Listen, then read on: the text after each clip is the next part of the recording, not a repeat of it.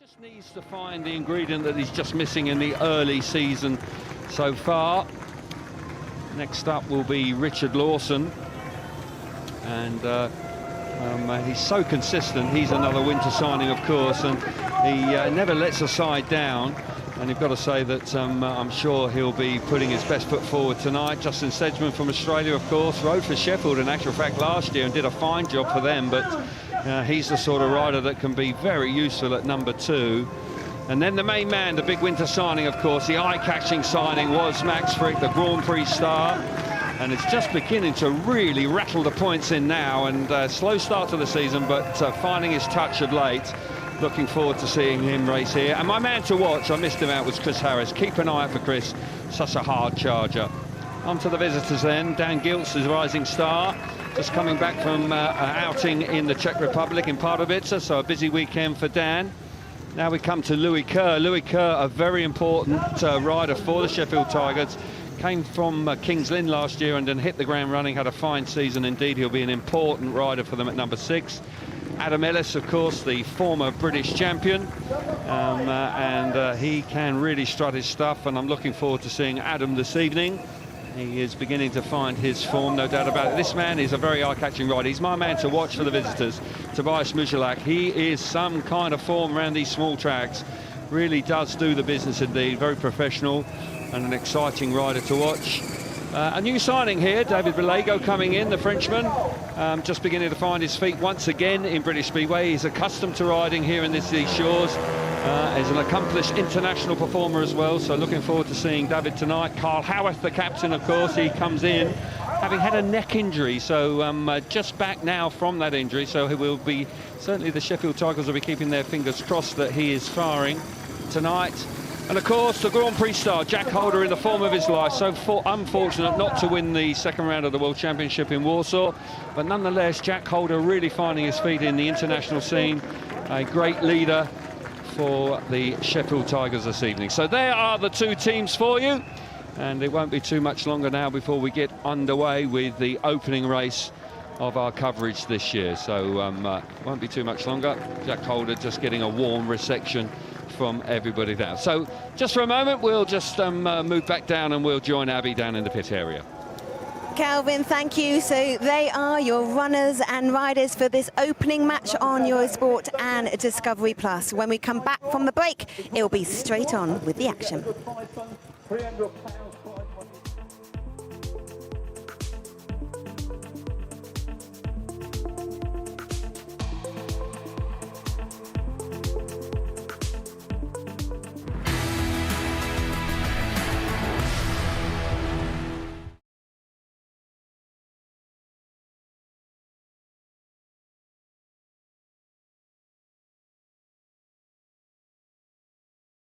So round 2 then, Warsaw, the Narodowy, what a stadium, fantastic venue. 50,000 people in the stadium, temporary track of course, and huge expectations on the poles of course, because I haven't had a winner there. And incredibly, Marshall hasn't even made a final. I think that's more unbelievable than any other statement you've said. Marshall not making a final, but he did. Turned out to be somewhat of a controversial final. You have to, obviously, those who didn't see it, the rerun, you have to feel for Jack Holder, kind of almost set to win his first Grand Prix and having it snatched away from him from an exclusion. Yeah, it was. You know, Freddie Lindgren obviously taking advantage of the rerun and coming through to be, at the end of the night, the joint leader. Slightly disappointing night from a British perspective after encouraging signs in Croatia. Robert Lambert had a night to forget. Dan Bewley, unfortunate for him, really unfortunate. He just took avoiding action with Freddie Lindgren getting out of shape in turns 3 and 4, and I just thought I sensed he might have just been able to squeeze into the final.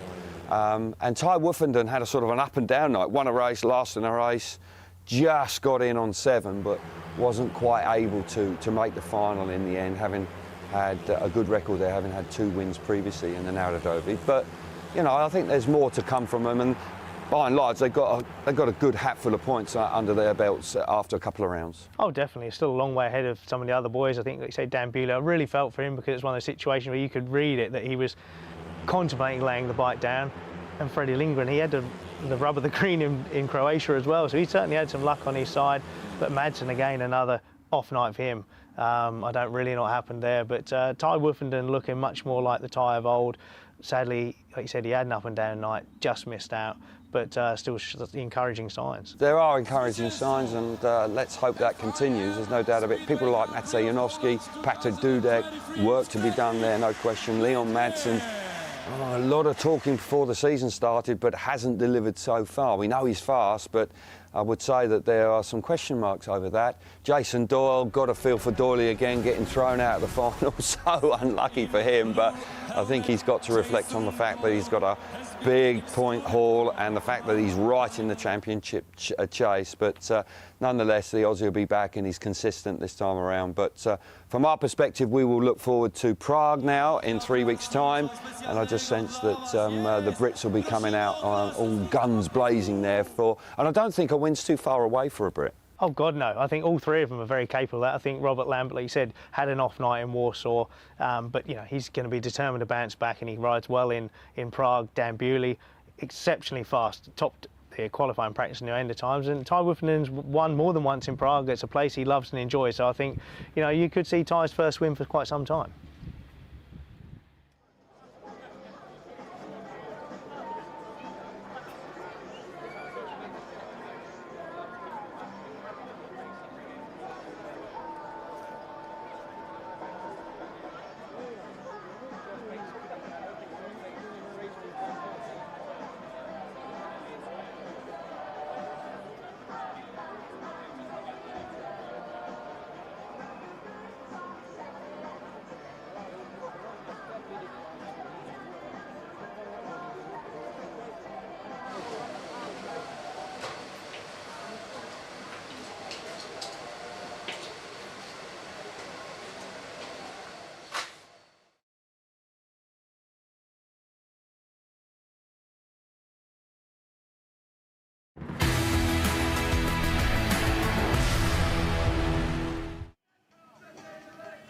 Welcome back to the Pidcock Motorcycles Arena, Beaumont Park, here in Leicester for our opening match of the season between Leicester Lions and Sheffield Tigers. Scott Nichols joins us now. First of all, Scott, an official welcome to the team. Thank you, please, very much. I'm delighted to be here. It's, and the son's here, but part of the ESGP team too. So yeah, it's exactly. all good stuff. We spend a lot of time together now, Scott, travelling the globe alongside Calvin Tatum as well.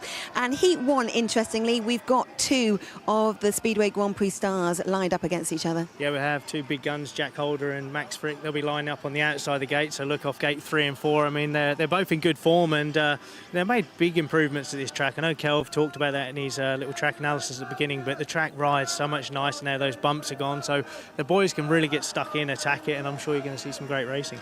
And from your perspective, from a rider's perspective, the season has started, but we're joining it now. Is that still that sense of it is opening night tonight? It is, and you know what? It's like, you know, we've all got experience of the cameras being here, but it does add that little bit extra pressure. There's that extra people are going to see us, so the nerves will definitely be. It is almost like the start of the season again for the boys. And how much pressure for the Lions, really, taking that step up against a strong Sheffield side? And he's a very strong Sheffield side. You know, Leicester, I mean, with respect to them, they've made the change to track. So, like Chris said in the interview at the beginning, they are sort of making a few tweaks to the bikes to get dialed in for that home surface, and the Sheffield boys have got some boys. Their track is huge, but they've got some boys that are exceptionally fast here. Yeah, and you've got Carl Howarth back from a neck injury, and he knows this track so well, captaining Leicester Lions last year in the championship. Definitely, and you know, he'll have a point to prove as well. There's no kind of animosity there, but kind of when you kind of go back to a team rid for before, you want to show them what they're missing. Calvin, we'll bring you in. How are you feeling as we're on the edge of the season edge of the seats before the season gets underway? Yeah, I'm excited. A few butterflies in my tummy, you know, before we get underway, which is only right. Heat 1 just about to get underway. I agree with Scott. I think in some ways, I think we've been quite fortunate. We've missed the inclement weather, Abby, and there's no doubt that it's the weather has turned, and it looks like we're set fair for a good run of Speedway in the upcoming week. So we haven't missed as much as we might have done. So there's still lots and lots of racings to come, and lots of questions to be answered. And I think we could be in for quite a treat here this evening, because there's no doubt that the new boys into the league, led by Stuart Dixon, will be very keen to do well here this evening and just show everybody what they're all about. But Simon Stead says that his team are settled. They've got continuity. The majority of the riders are back, and they're looking to go all the way. It hurt them when they got just beaten up by Bellevue last time, but they'll be pushing hard for winning the playoffs this time around. So there we are. Can't wait, and it is so unusual, Scott, to come to a Speedway meeting and the sun be out. Usually it's always cold. Wherever we go in Speedway, it's always cold. So it is nice to have that rain at the start of the season. Hopefully that is behind us now, and it is the start of the season. Scott, I'm going to stop and not ask you one extra question, because we're going to go to Heat 1, and to your commentator tonight is Kelvin Tatum. Thank you very much, Abby. Just seconds away now before the riders enter the arena. And it's hotly contested, this. We've got 2 Grand Prix stars coming out here in fine form. Jack Holder, of course, very unfortunate not to have won his first Grand Prix in Warsaw very recently. But nonetheless, Jack Holder is really beginning to show signs of some fantastic form. There's no question about that. And Max Frick is almost back to his best of late. He was much better in the last round of the World Championship. His point scoring is beginning to pick up throughout the European leagues as well. He's a very busy chap. He rides in 3 leagues around Europe. The big winter signing, of course, leading from the front, and they need him to lead from the front, that's for sure. The Leicester Lions will be looking to Max Frick to set the standards here at Beaumont Park. It's the Pidcock Motorcycles Arena, actual fact, at Beaumont Park. And we are here with the Sports INSURE Premiership of 2023. Riders in heat number 2 already there, keenly looking on. They'll be very interesting to see how the track rides and how it settles in for this opening race of the season. Just a few tweaks for Max Frick, and it's just making his way round to the start. And they'll be going, the home team will go from gates 1 and 3. So on the inside in blue then will be Justin Sedgman from Australia. On gate number 2 in yellow, Carl Howarth for Sheffield, the captain, and Max Frick comes out of gate number 3 in red, and Jack Holder off the outside in white. Gate number 4, as I say, the 2 Australians on the outside, 3 Australians in actual fact in this opening race, and a Brit in Carl Howarth. Carl Howarth, of course, has been on the sidelines for a little bit. Nick Morris keenly looking on, back from a trip to Poland at the weekend where he certainly rattled in the points, so looking like Nick is beginning to find some fine form here as well. So here we go then, the opening race of the season, heat number 1 here at Leicester. Lights are on and we're underway. They charge into that first corner, and the home team have got away really nicely there. Frick round the outside, Sedgman into second place, Holder pushing hard in third, but no question about that. Max Frick absolutely flew away from gate number 3. Sedgman always very solid as well. Mid-track for the opening pair. Frick's just clearing off out in front. Sedgman looking after second place nicely. Howarth is at the back, but I've got to say, after a couple of laps here, Max Frick is really looking very intended, well, full of confidence out in front. Holder's putting pressure on Sedgman. Sedgman now just holding it wide. Holder just runs a little wide there, loses a little bit of momentum. And it's looking like the home team are going to get off to the ideal start here in the opening race of our coverage in 2023 on Eurosport. Max Frick through the last corner. Well, superb ride from him. Brilliant stuff from him. A big 5-1 for the home team. They'll be absolutely chuffed to bits with that. Just what the doctor ordered. Settle the nerves down.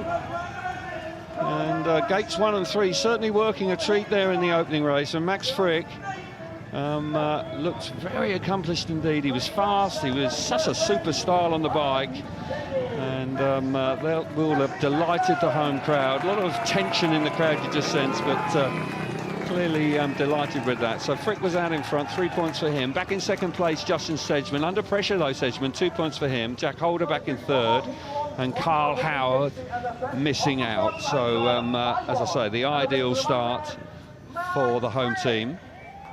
So let's get some reaction now with our new boy, Scotty Nichols. How are you getting on? Yeah, cheers, Kelv. Cracking start for the Leicester Lions there. You can't ask for more. A 5-1. Max Frick showing his GP knowledge and his home track knowledge here. It was a fantastic ridge. Jack Holder was pushing all the way, but couldn't quite find an edge. You see here, brilliant start. Max Frick there just has the edge on. Jack Holder has a little look over the inside there to see, but there's no way through. A little bit blurry there, but Max Frick has a nice little look for his teammate there. And like you said, Kelv, Justin Sedgman, a real solid rider for the Leicester Lions, didn't fall under the pressures of Jack Holder there in third place. As we see, Carl Houth is at the back. Now, Carl knows this place. You can see the frustration here. Carl Houth in yellow sees clutch hand just moving there, trying to anticipate the start, but he doesn't get the jump. The Leicester boys, fantastic start there. Justin Sedgman having a good look over his shoulder, just seeing where his teammate is as they come at this first and second bend here. 5-1, perfect way to start, Kelv. Yeah, thanks, Scott. Indeed it was. It was a terrific start, and it would have just set them down. It's so important that your number one does get off to a fine start. It sets the tone for the evening, and the rest of the riders will be looking to their top man, and he's done the business in the opening race. So on to heat number 2 then, where we see the reserve riders, and it will be the turn now for the riders Jake Allen, Dan Thompson, Louis Kerr for Sheffield, and Dan Gilts. A lot of people focusing on Louis Kerr, who actually was released by Kings Lynn last year, where he just wasn't getting going at all, and then he came across to Sheffield and then actually hit the ground running. So and he ended up being a star performer for them, and started this season well as well. So just a few boys just turning back to have their chains checked. That's what they're doing there. They check the rear chain, because when they do a practice start, they often settle down, and they just want to make sure they're not too slack, because if they can jump off. So just making sure that's all is well. 5-1 then in the opening race, and work to be done for the Sheffield pair here, but they have got gates 1 and 3. Kerr will be actually on the inside, so and he may have a big part to play. As I say, the track road absolutely perfect there, and I think that riders, when they come here, they'll grow in confidence.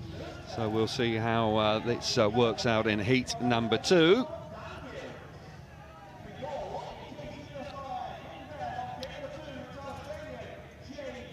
So heat number 2 then is with us, and on the inside in white will be Louis Kerr for Sheffield. Alongside him in red, Jake Allen for Leicester. Dan Gilts, the rising star for Sheffield, goes out of gate number 3 in yellow, and off the outside in blue is Dan Thompson, the rising star, a local lad, and will be very keen to do well, of course he will, but it's a tough step up, and it will take a bit of time just to settle in, but Dan, I'm sure, is extremely keen to do well. Simon Stead keenly looking on. And as I say, very determined to go one step better in 2023, having come so very close last year when Bellevue did the business at Allerton at the end of the season. So heat 2, Mick Bates is our referee this evening. The green light is on, tapes are up away, and we're charged towards the first corner. On the inside, Louis Kerr's made a great start. Alongside him, certainly Jake Allen was right there. 3 abreast down the back straight. Smashing move from Jake Allen around the outside. Where did he find that from? Great move from the Australian to hit the front. Home team on a 4-2 here. Louis Kerr. Certainly Dan Thompson into third place. Encouraging ride from him. Dan Gilts out the back, but Jake Allen, a great move round that first turn. Get the feeling he just took Louis Kerr by surprise, and it's wheel perfect out in front. Kerr's giving chase, really putting the pressure on. Back in third place. There's almost 2 races in one here, but there's no doubt out in front. Jake Allen controlling things into the last lap. The dust just beginning to get kicked up there. Kerr beginning to push hard, runs wide. That pretty much is going to cost him any chance of winning the race. And Jake Allen, after a smashing first corner, has come through in flying colours here. Louis Kerr running wide once again, but a 4-2, and the home team with 2 heat advantages in the first 2 races. And they move on to 9 points to 3, and that is a great start for them. Almost a perfect start for them, and that will be delighting the home crowd, that's for sure. And for Jake Allen, clearly delighted with that move, and rightly so. It was a lovely move around the outside in that first corner. So the result of heat number 2 is Allen out in front, 3 points for him. Louis Kerr battling away in second place, 2 points. Dan Thompson, a handy point in third place for the youngster, and Dan Gilts misses out for the Sheffield Tigers in the opening race. But all the action was in that first corner. So we'll get a little bit more reaction with Scott now. Yeah, it's Leicester Lions extending that lead a little bit there. The gate one with Louis Kerr was working good. He made the start, but he couldn't quite take full advantage of it. Here, Jake Allen makes a good jump. Louis Kerr's just got the edge here, but he stays a little bit too low. Jake Allen in the red, number 6 on his back, just lets the bike run out into the wide. Just got the edge down the back of Louis Kerr. Louis Kerr has to shut off there. Got close there. I think Louis Kerr wish he had brakes on the bike. These bikes don't have any brakes, but another great shot there. Jake Allen stretching that bike, trying to get as much traction as he can down the outside. You see Louis Kerr's elbows up there. He's got to put the handbrake on. Jake Allen romps into front and streaks away for the win. You can see what it means to him and the Lions. And they'll be very pleased indeed. And Jake Allen with a win there.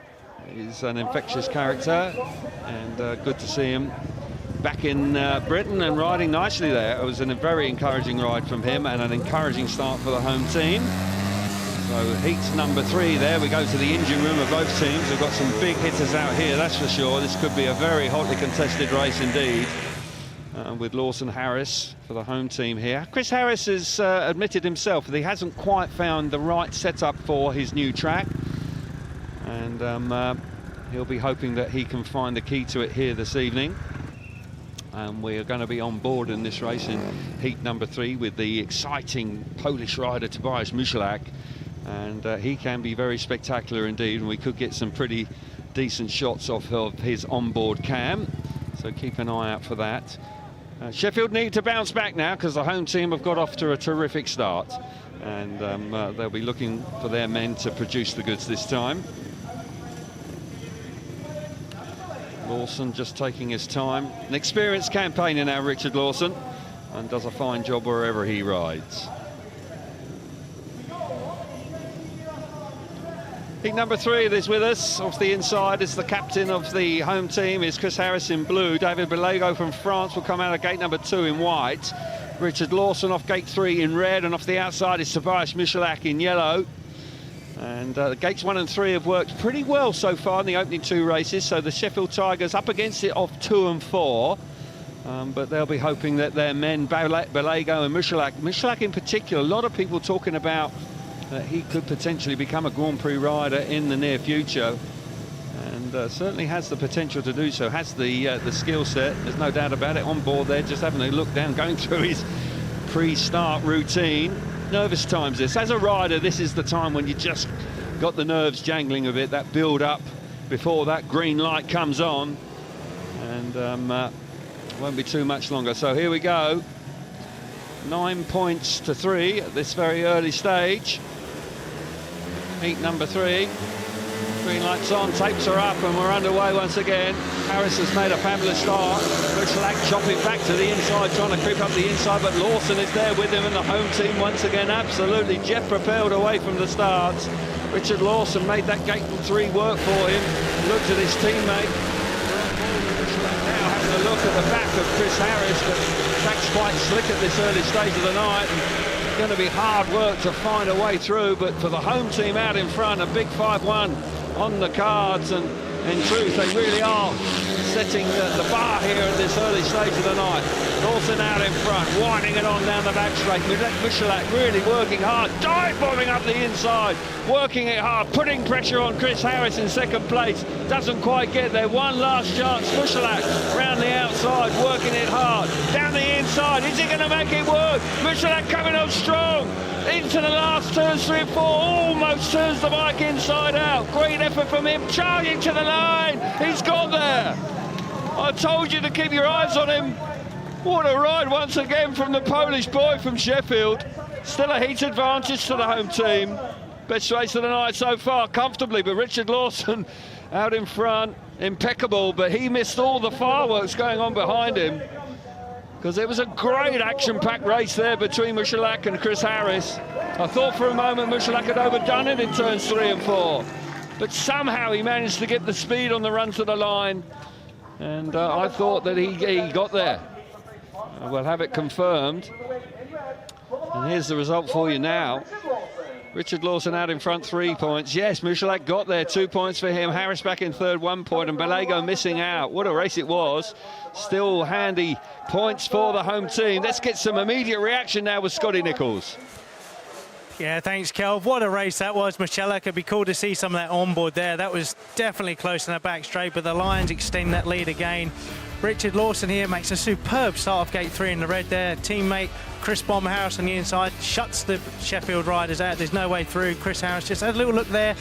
There's no one inside, but you can sometimes hear the ride behind. That was Michalek. But Michalek here is a little bit out of the frame right now. Chris Harris catches a little bit of grip there. The track is becoming a little bit slick, but Michalek here from the outside on board here, sees he misses a start there, goes for that cutback, runs up the curb here. He has to shut off the gas a little bit there, loses that momentum, but you can see the speed. He's chasing Chris Harris all the way here from behind, and right now he's just trying to line a spot up for Chris Harris. Doesn't want to follow the same line because you're not going to pass. And here he comes in, does that turn back, and he's so good at doing these cutbacks, lining him up. Chris Harris up the inside here. There's not much room, but he's got so much skill on the bike. Turns the bike exceptionally hard there. Spooks Chris Harris. Chris Harris just makes a little bit of a mistake, and there he gets the run into that line and secures that second place. Fantastic race from Tobias Michalek, and let's go down and join Abby. Thank you. Richard Lawson, what a dream start for the Lions. Yeah, exactly. That 5-1 in the first heat set us off good, and complete advantages. This is going to be a tough night, so yeah, good to get off to a good start. I love that. I'm going to let the viewers at home know that you just asked me whether Chris Harris got third. All the drama happening behind you in that heat. Yeah, I was kind of... It's hard the first heat to do a bit of team riding, but I seen him on the first bend, and I was hoping he'd tucked in behind, but you know, I thought he was still good. The spirit in the camp seems really buoyant. Everyone's well up for this, aren't they? Yeah, absolutely. Yeah, we've got a good bunch of lads in the team, and you know, we've had a bit of an indifferent start to the season, but we're all very much up for this one. Richard, thank you so much. Let's rejoin Calvin Tatum. Yeah, thank you, Abby, and good to hear from Richard. A solid ride from him in heat number 3, and as I said, fireworks going on behind with a spectacular race between Harris and Michalek. And the home team certainly at this stage have really put the pressure on and showed a lot of intent in the first 3 races, no doubt about that. Heat number 4 coming for you, and the first time we will see Nick Morris and Adam Ellis. Adam Ellis, of course, a former British champion. We're looking at Nick Morris just doing a practice start on his way round to the start tapes, but Adam Ellis is a rider that has had some injury problems just after riding he got into the Grand Prix and crashed in practice, and it was sort of a period of time where it sort of just didn't quite click for him, but I sense that once he finds his form once again, he's going to be a very important factor for the Sheffield Tigers, and they need him right now because they'll feel a little bit shell-shocked after the first 3 races, that's for sure. 13 points to 5 after 3 heats. That really is quite spectacular. Heat number 4 then, Dan Thompson on the inside in blue for the home team. Alongside him is Dan Gilks, the rising star for the Sheffield Tigers, and gate 2 in yellow. Gate 3 in red is Nick Morris, and off the outside in white is Adam Ellis. Gates 1 and 3 have been working very well so far. Track is riding a little slick tonight. It's been very warm and windy here throughout the day, and it appears to have dried very quickly indeed. There will be a few tweaks to the setup, I suggest, to the bikes through the evening, just to find a bit more grip, to get a bit more speed out there. Adam Ellis just working overtime, doing a bit of gardening there on the outside gate, trying to find a little bit of impetus away from the tapes. Nick Morris is a rider that rode for Leicester Lions last year in the Championship and has remained with the club, so he knows this place extremely well. And he'll be coming out of gate number 3 this time, so he'll be hoping that works a treat for him. Heat number 4. Start marshal looks like he's relatively happy. Mick Bates, the referee. On the green lights on, we're away. And once again, that gate number 3 has worked a treat. Certainly on the inside as well. It's a home team. They've charged down the back straight. Dan Thompson into second place, and the home team are in dominant mood here. They really are flying. The starting Paris of the home team is absolutely fabulous. As they Adam Ellis out there in 3rd place, but look at Nick Morris, hunched over the handlebars, really intent on hanging out in front. Superb stuff from him from gate number 3, showing really good speed in front. Great ride here from the rising star, Dan Thompson in second place. Super stuff. He's coming under pressure now. Adam Ellis really beginning to settle down, looking to try and make his move. He's chopped back to the inside, coming off turns number 4. They're into the last lap. Will they pick up another 5-1 here this evening in heat number 4? It's looking likely down the back straight for the last time. Nick Morris out in front. Will, perfect for him. Oh, Dan Thompson's run wide. What a shame for the youngster, and Adam Ellis pounces and comes through into second place. Sheffield Jets a winner race here in the first 4 heats. Quite an incredible start. Such a shame for Thompson when he'd ridden so well for 3 3/4 laps. No such trouble for Nick Morris out in front, though. He picks up a super win and another 4-2 for the home team. Sheffield up against it at this stage. So the result of heat number 4 is Nick Morris out in front, 3 points for him. Adam Ellis coming through into second place late on for 2 points. Dan Thompson got a feel for him there, 1 point for the youngster, and Dan Gilks misses out for the Sheffield Tigers and fails to score. 17 points to 7, a 10-point lead after 4 races. Let's get down to Scott now. Yeah, cheers, Kelv. That gates 1 and 3 seem to be the prime place to be right now. Nick Morris makes a fantastic jump there, but Dan Thompson's there all the way with him, and you have to feel for Dan Thompson to just miss out. But Adam Ellis violently lifts there. The track looks quite slick tonight, but there are a few little bits catching out. You can see Adam Ellis does very, very well to maintain control of the bike there, and Nick Morris lifted too. But Dan Thompson here comes into corner, just lets it run a little bit too wide, just catches a little bit of grip, locks up, loses that momentum. Adam Ellis is there to pounce, and it's a 4-2 for the Lions. Nick Morris there just catching his breath back. 3 points in the bag for Nick Morris there, looking nice and settled. The Leicester track is definitely riding so much better now. Nick Morris will be happy. Not sure if he's going to make too many changes to his bikes, but while Nick gets his thoughts back together, I think we're going to hand down to Abby. Scott, thank you so much. Well, it's been a formidable start for the home side, Leicester Lions. We've got Richard Lawson and Chris Harris having a bit of chat, but it's got to be a good conversation that they're having because it's been an unbelievable start. They have a 10-point advantage. Stay with us. It'll be Heat 5 after the break.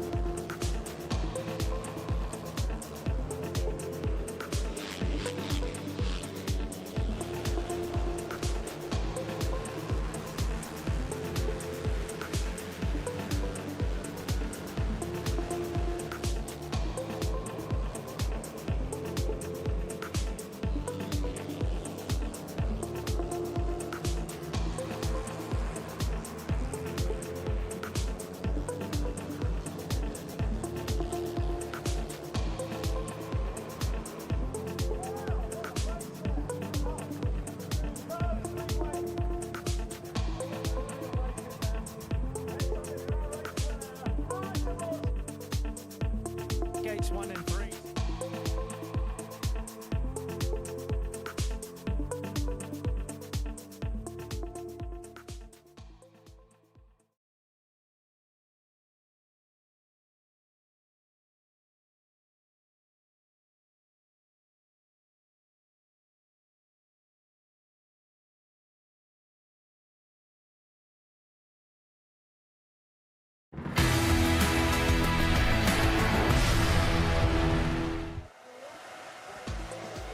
So here at the Pidcock Motorcycles Arena, it is 17-7 to the home side. A really incredible start for the Lions, who've made the step up to the Premiership this season. A reminder of the other sport coming your way. The Gallagher Premiership, the final, rugby final taking place at Twickenham as Saracens versus Sale, and that's on Saturday at 2 o'clock, BT Sport Live. The next round of the Speedway Grand Prix series is in Prague, Eurosport 2 Live on the 3rd of June. And keeping with two wheels from Mazzano in Italy, the FIM World Superbikes Round 5, 3rd and 4th of June, Discovery Plus Live. Let's head to Dave Rowe now and get an update from Wolverhampton Wolves. Well, a really attractive looking meeting here. Wolverhampton unbeaten at home. They've been really convincing so far on their own circuit. Lots of talk also about the Ipswich team. The signing of Emil Saifudinov has been a huge success. Put him with Jason Doyle, and that has been some combination in the latter stages of meetings. And bear in mind also, Ipswich won twice here last year. But a fast start by Wolverhampton in Heat 1. Jason Doyle in white trying to work his way through. But it's Sam Masters in red and Steve Worrell in blue for Wolves, who have been a fantastic combination in Heat 1 for Wolves so far in 23, and they're on a 5-1 situation in the opening race until Jason Doyle in white gets the line off the second bend to move inside Steve Worrell and just split the Wolverhampton combination, and a 4-2 for the home side in the opening race. Good battle in Heat 2 here. Look out for Daniel Hume in white for Ipswich battling with Leon Flint. Wolves initially on a 5-1 situation. Daniel Hume making it through on the inside with Zach Cook in red out in front, but Leon Flint battling on in third place with Daniel Hume in white, rather in mid-track there, but some real speed from Leon Flint as he comes for a move initially round the outside up on the 3rd and 4th bend, then turns it back, gets a great move there going, and Leon Flint going inside Daniel Hume for a big 5-1 to Wolverhampton in race number 2. Heat 3 was a good start by Ryan Douglas in blue, getting above Danny King into the first bend. Look out for Craig Cook in red, the guest for the injured Luke Becker, as Douglas covers off King into bend 3 and 4, but trouble for Craig Cook on that 4th turn. He retires to a shared heat there, and Heat 4, the rider in white, it's Emil Saifudinov, his first appearance at Monmouth Green in 12 years, and getting some rough treatment in the early stages, with Daniel Hume putting a challenge in there on Rorish line into the 3rd and 4th bend, and Saifudinov, the Russian force, really wide on the top turn, being held at bay initially by Leon Flint before he makes a big move once again around the outside and come through to salvage 3rd place. So it's competitive stuff so far, but Wolverhampton have made a good start to the meeting with 4 heats gone. It's Wolves 15, Ipswich 9. Dave, thank you. Well, just behind me is Adam Ellis. He did well to stay on the bike in that last heat, even better to come in 2nd place. Let's go back to the telestrator now to Scott Nichols. Yeah, thanks, Abby. Just before we fire it up here, we can see on board here we've run the transponders now. So if we get a real close heat, we should be able to decide it without the ref getting into any grief. But we're on board here with Tobias Michalek, where he had that fantastic race with Chris Harris. And we're just going to see him as he comes into this bottom bend here. As he comes under Chris Harris, just look how close that is. I mean, that is unbelievable. You see Michalek has dipped his head right under his handlebars to maintain control of that bike, but Chris Harris here. Richard Lawson not too much in front of him there, but that move will have definitely spooked Chris Harris. Chris Harris has got the confidence and the faith of Michalek as a class rider, but as you can see, going over the finish line there is literally next to nothing in it. A fantastic ride from Tobias Michalek there to push Chris Harris all the way and get it done. And we're going to move on back to you, Kel, for Heat 5. Yeah, thanks very much, Scott. And a fabulous start to the evening for the home team, and the Sheffield Tigers have got work to do here. Was heavily fancied to be a really tight tussle, but so far there's no doubt that the Leicester Lions have started in fine style, and it's actually they're into tactical territory. They're 10 points back, and between heats 5 and 14, with the exception of Heat 8, you can use a tactical substitute when you're 6 or more points down, but they have resisted that temptation for Heat number 5. They're going to go with Richard Lawson and Chris Harris. And Jack Holden and Carl Howarth now got work to do. Here we go then, heat number 5. On the inside is Carl Howarth in the yellow helmet colour for the Sheffield Tigers. Gate number 2 in red is Richard Lawson. Gate number 3 in white is Jack Holder. And off the outside is Chris Harris, who just got past. He's in blue off the outside, and he just got passed by Michalak in fine style. That was a hell of a race earlier on. And as I say, the Sheffield Tigers 10 points back. They really do need to make these inside gates work for them now to really make their presence felt. They've got 2 good riders here. Howarth, of course, has got lots and lots of experience. There's Stuart Dixon, animated as always, passionate about the sport, that's for sure, loves it. And an important race now for Sheffield to get themselves back in this match, start winning races. Haven't won a race so far this evening, haven't managed to do that, and that is a surprise. But that man, Jack Holder, Grand Prix star, can he now begin to set the tone for his team? He leads from the front. He's coming out of that favoured gate number 3 this time in heat number 5. 17 points to 7. Big score line for the home team. Here we go then, referee on the button, lights on, away we go. They charge towards the first corner. Once again, gate number 2 with Richard Lawson making a great effort there. Here comes Holder. Holder, super move, squaring that first turn off. Fires himself to the front. Howarth round the outside in 3rd place. Sheffield Tigers now using that inside 2 gates. But look at Harris. Harris coming on strong in 4th place, but Howarth just about hanging on with Harris really charging hard. Great battle for 3rd. Jack Holder out in front looking strong. This is good stuff from the Grand Prix man. Much more like it. He looks good. He looks accomplished. He looks fast out in front. Richard Lawson looking settled in 2nd place. And Carl Howarth, vital that he stays there in 3rd place. It will be the first heat win, of course, for the visitors. Jack Holder's got this. He's absolutely flying out in front. Superb stuff from him. Lawson back in 2nd place. Tied now for 3rd. What a move from Harris late on in the race. Super stuff for that never say die attitude has paid dividends there. And they square the heat. It's a 3-all disappointment for the Tigers, but wow, the Lions are on fire tonight. Got to give a lot of credit to Harris there. He looked like he wasn't going to make an impact, but he never threw the towel in and made his move late in the race. So it's a square race, the first 3-all of the evening. The first race winner for the visitors, with Jack Holder looking very fast out in front. That 10-point gap is retained, so job done as far as the home team. Here's the result then, heat number 5, Jack Holder out in front, 3 points. Richard Lawson, 2 points for him in 2nd place. Harris coming through late on there for a handy 3rd place for the home team, and Carl Howarth will be frustrated missing out in heat number 5. Good action there, and finally the visitors have won a race here tonight, Scotty. Let's take a look at it again with you. Yeah, thanks, Kelv. It was fantastic opening first turn from Jack Holder there. Gate 3 has been very constructive all night tonight.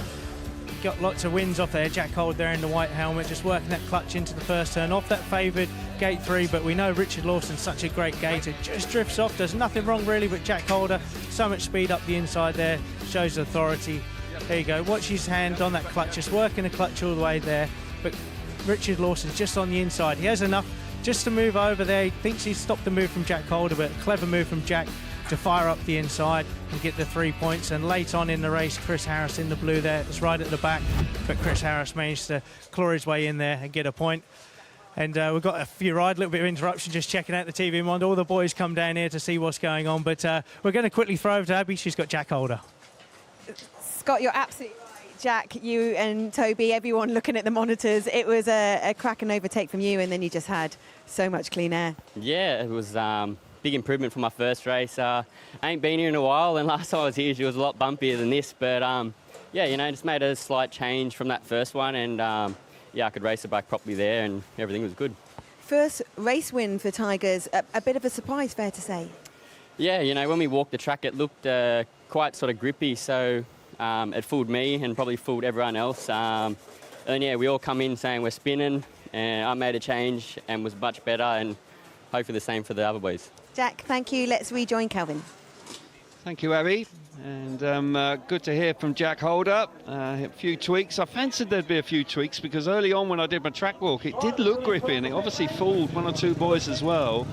And you just sense that Sheffield have got to battle their way through in this meeting. We're not at the halfway point. It's still plenty of time to come. A lot of racing to come, of course. And but nonetheless, I sense that Simon Stead will be very keen to see an upturn in performances from his team. And with Adam Ellis here and Louis Kerr, will they be the men to do it? But they've got to go against Max Frick and Sedgman, who had a 5-1 in the first race. So here we go then, heat number 6 for you. Max Frick will go from the inside in red, Adam Ellis alongside him in white in gate number 2. Gate number 3, Justin Sedgman in blue, and on the outside in yellow is Louis Kerr. Not getting any easier for the visitors here. Gates 2 and 4 haven't been that productive so far. Richard Lawson made a good start from gate 2 just a couple of heats back, but Adam Ellis has got that this time. But the gate number 3 has been working really nicely tonight, so there's no doubt the home team will be trying to utilise that with Justin Sedgman here. Max Frick was a great winner of heat number 1. He really did look silky smooth out in front. But I say that 10-point lead, the home team have really set a standard here tonight that Sheffield probably are a little shell-shocked with that. They will be very keen to get amongst the points here and get another heat advantage, if at all possible. Plenty of work on the start line. It did look very grippy down there earlier on, but it has dried out remarkably quickly. One of the better days we've had this year. There's no doubt that they've worked quite hard in the interim to get some grip back in the track. So here we are then. Heat number 6 for you, and we're underway. Tapes up into the first, and look at the home team. They're at it again here. Fricks up the bank and he pushes Sedgman wide. Sedgman's going to have to work hard there. He's under pressure. Certainly very hard there with Louis Kerr up the inside. Kerr pushes Sedgman wide. Forceful move there from Louis Kerr, allowing Adam Ellis up into 3rd place. Good move there from Louis Kerr to enable his teammate through, and Sedgman relegated to 4th, but out in front Frick. Sharp away from the tapes, and once again that Grand Prix star out in front. Much more like it. Started the season slowly here, but I tell you what, he's on the edge of the dirt. Look at him go, absolutely jet propelled out in front. Got to say that Kerr's looking solid in 2nd place, but Sheffield will be looking for more than this. This will remain a 10-point lead with Frick out in front. One last blast now through that bottom corner, and Max Frick remains unbeaten. 2 wins out of 2 for him. Handy move there earlier on from Louis Kerr. Forceful move for him to come through to 2nd place, allowing his teammate through as well. But Sheffield once again will be looking for more than that. They need it. 23 points to 13. Good stuff from the home team, maintaining that lead. 6 points. Heat 6 rather, excuse me. Max Frick out in front, 3 points for him. Louis Kerr back in 2nd place, 2 points. Adam Ellis in 3rd, 1 point for him. And Sedgman misses out after getting beaten up early on in the race. Good stuff once again from the home team, maintaining that 10-point lead. Let's get more reaction now. Scotty. Yeah, thanks, Kelv. Yeah, there's a bit of noise going on there. Here, Carl Houth in the background there is not happy changing bikes, but that gates 1 and 3 coming to the 4 again. Max Frick on the inside does everything he needs to do. Justin Sedgman's probably just wishing his teammate had just had a little look for him there, see if he could shut the door, because Louis Kerr is up the inside, and you know Louis is a forced rider. He's not going to back out. At that point there, you think Justin Sedgman possibly could have run back, but Louis Kerr was not giving him any room. Forceful move opens the door up for Adam Ellis. Again, you can see here, Louis Kerr just lets the bike run across that turn. Justin Sedgman, you can see he's a little bit hesitant here, not exactly sure what to do, but he's let it run too far. He's dead and buried, getting a face full of dirt, and game over. You can see Max Frick, thumbs up, happy man there. Back to you, Kel. Thanks, Scott. Yep, and still work to be done for the Tigers, that's for sure. But that man there on screen, 2 rides, 2 wins. As I say, in the early weeks, he quite clearly had some bike issues because his point score returns were below par, but this evening it's much more like it, and what is to be expected. This is a surprise. Everybody talking in the crowd, talking to punters, they were fancying that this could be an away win, the home crowd. They were a little nervous about this meeting, but so far it's going the way of the Lions. And they will be very pleased with this, and they'll be hoping they can keep on this roll and keep the momentum going.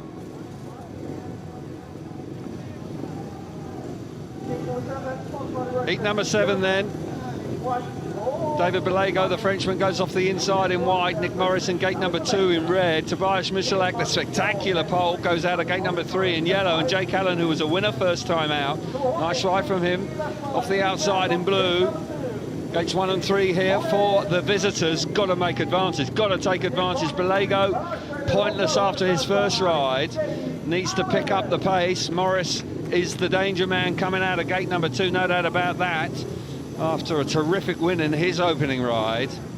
Morris knows this place like the back of his hand, of course, having ridden here last year as well for the championship side. Rode for Wolverhampton last year in the Premiership, so is here this year for the Leicester Lions and has started well this evening. Jake Allen also, so 2 race wins for the home team. Full of confidence. But Michalak, we were on board with him. We saw some spectacular shots from him when he chased down Chris Harris, of course, when he got up the inside with a last gasp charge to steal second place away from the British rider. So there he is. And just start marshal working overtime to get the boys to settle down on the start line. Can the Sheffield Tigers take advantage here on gates 1 and 3? Here we go then. Green light is on, tapes up, and we're away. Oh, terrible start from Balago on the inside. Great start, though, from Morris. Morris sweeping up the bend. Look at that, up the inside there. Certainly a brilliant ride from Michalak. Superb up the inside. Morris is trying to respond. Such a shame for Balago, who lifted violently on the start line. But it's now a 3-all once again, which is not enough for the Sheffield Tigers with that 10-point lead for the home team. Jake Allen now slipping into 3rd place.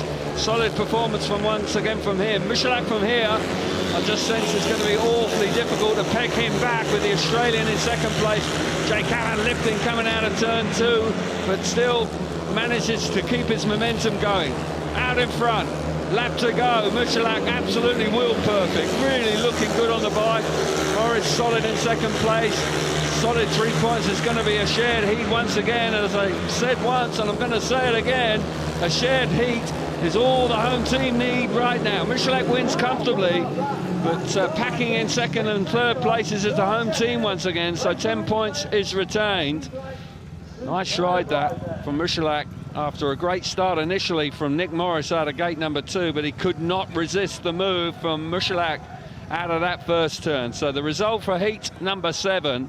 Out in front is Michalak, 3 points for him. Nick Morris, 2 points in 2nd place. Jake Allen back in 3rd place, 1 point for him. And David Balago failing to score after a difficult start off the inside gate.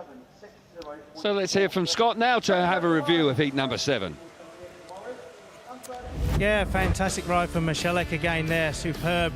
Doesn't make the best of starts at gate 3. You can see Dave Balago off gate 1 makes a shocker of a start there, but gate 3 didn't work so good, but Michalak does that turn back up the inside there. Nick Morris leaves a big hole, slams the door shut. He knows there's no way that Nick Morris is going to come back.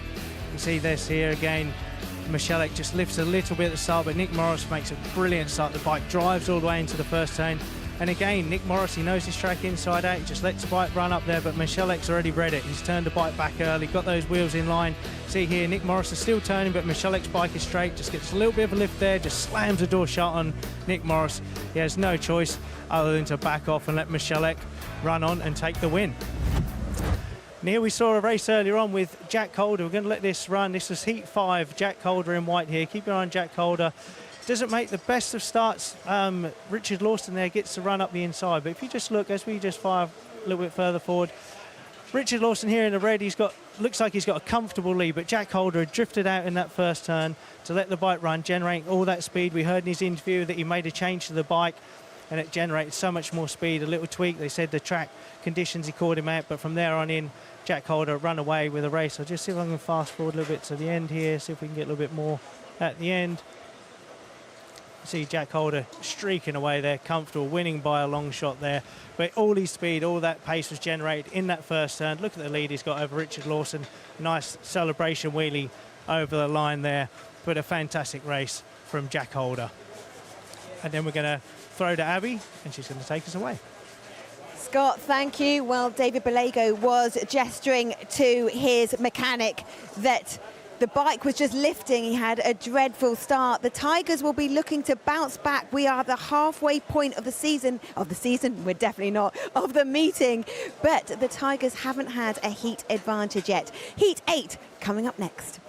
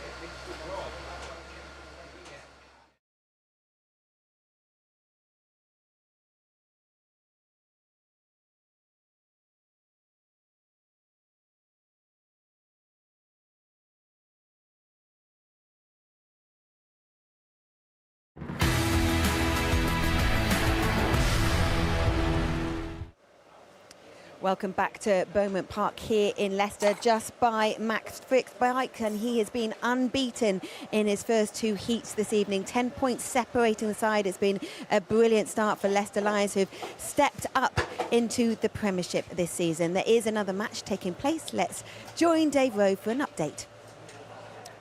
Wolverhampton at 6 points in front heading into Heat 5, and a good start by the rider in blue, Ben Barker, with Jason Doyle in white caught in traffic but making his way through inside Craig Cook to put Ipswich onto a 4-2. Ryan Douglas, the rider in blue, now trying to make his way through on the inside, gets into all kinds of trouble off Ben 4, and Ryan Douglas there effectively out of the race. A 4-2 to the Witches in Heat 5. And Heat 6, watch out for Emil Saifudinov in white here, very strong on the first bend against Sam Masters. Around the outside goes Daniel Hume. Sam Masters gets the cut back going. He thinks he's in control, but Emil Saifudinov showing he's worked out Monmore Green with a race or so under his belt, and he comes through to take the advantage. And then Steve Worrell in blue going inside Daniel Hume, who gets it wrong on turn 2, and that's the 3-3 as a result, because Saifudinov has been such a fantastic signing for the Witches, holding Sam Masters at bay, riding superbly in Heat 6 there for the Ipswich Witches. Heat 7, a good battle coming up here, because Danny King, the Ipswich skipper in white, gets in front of Rory Schlein into the first bend. Schlein lifting off the second turn,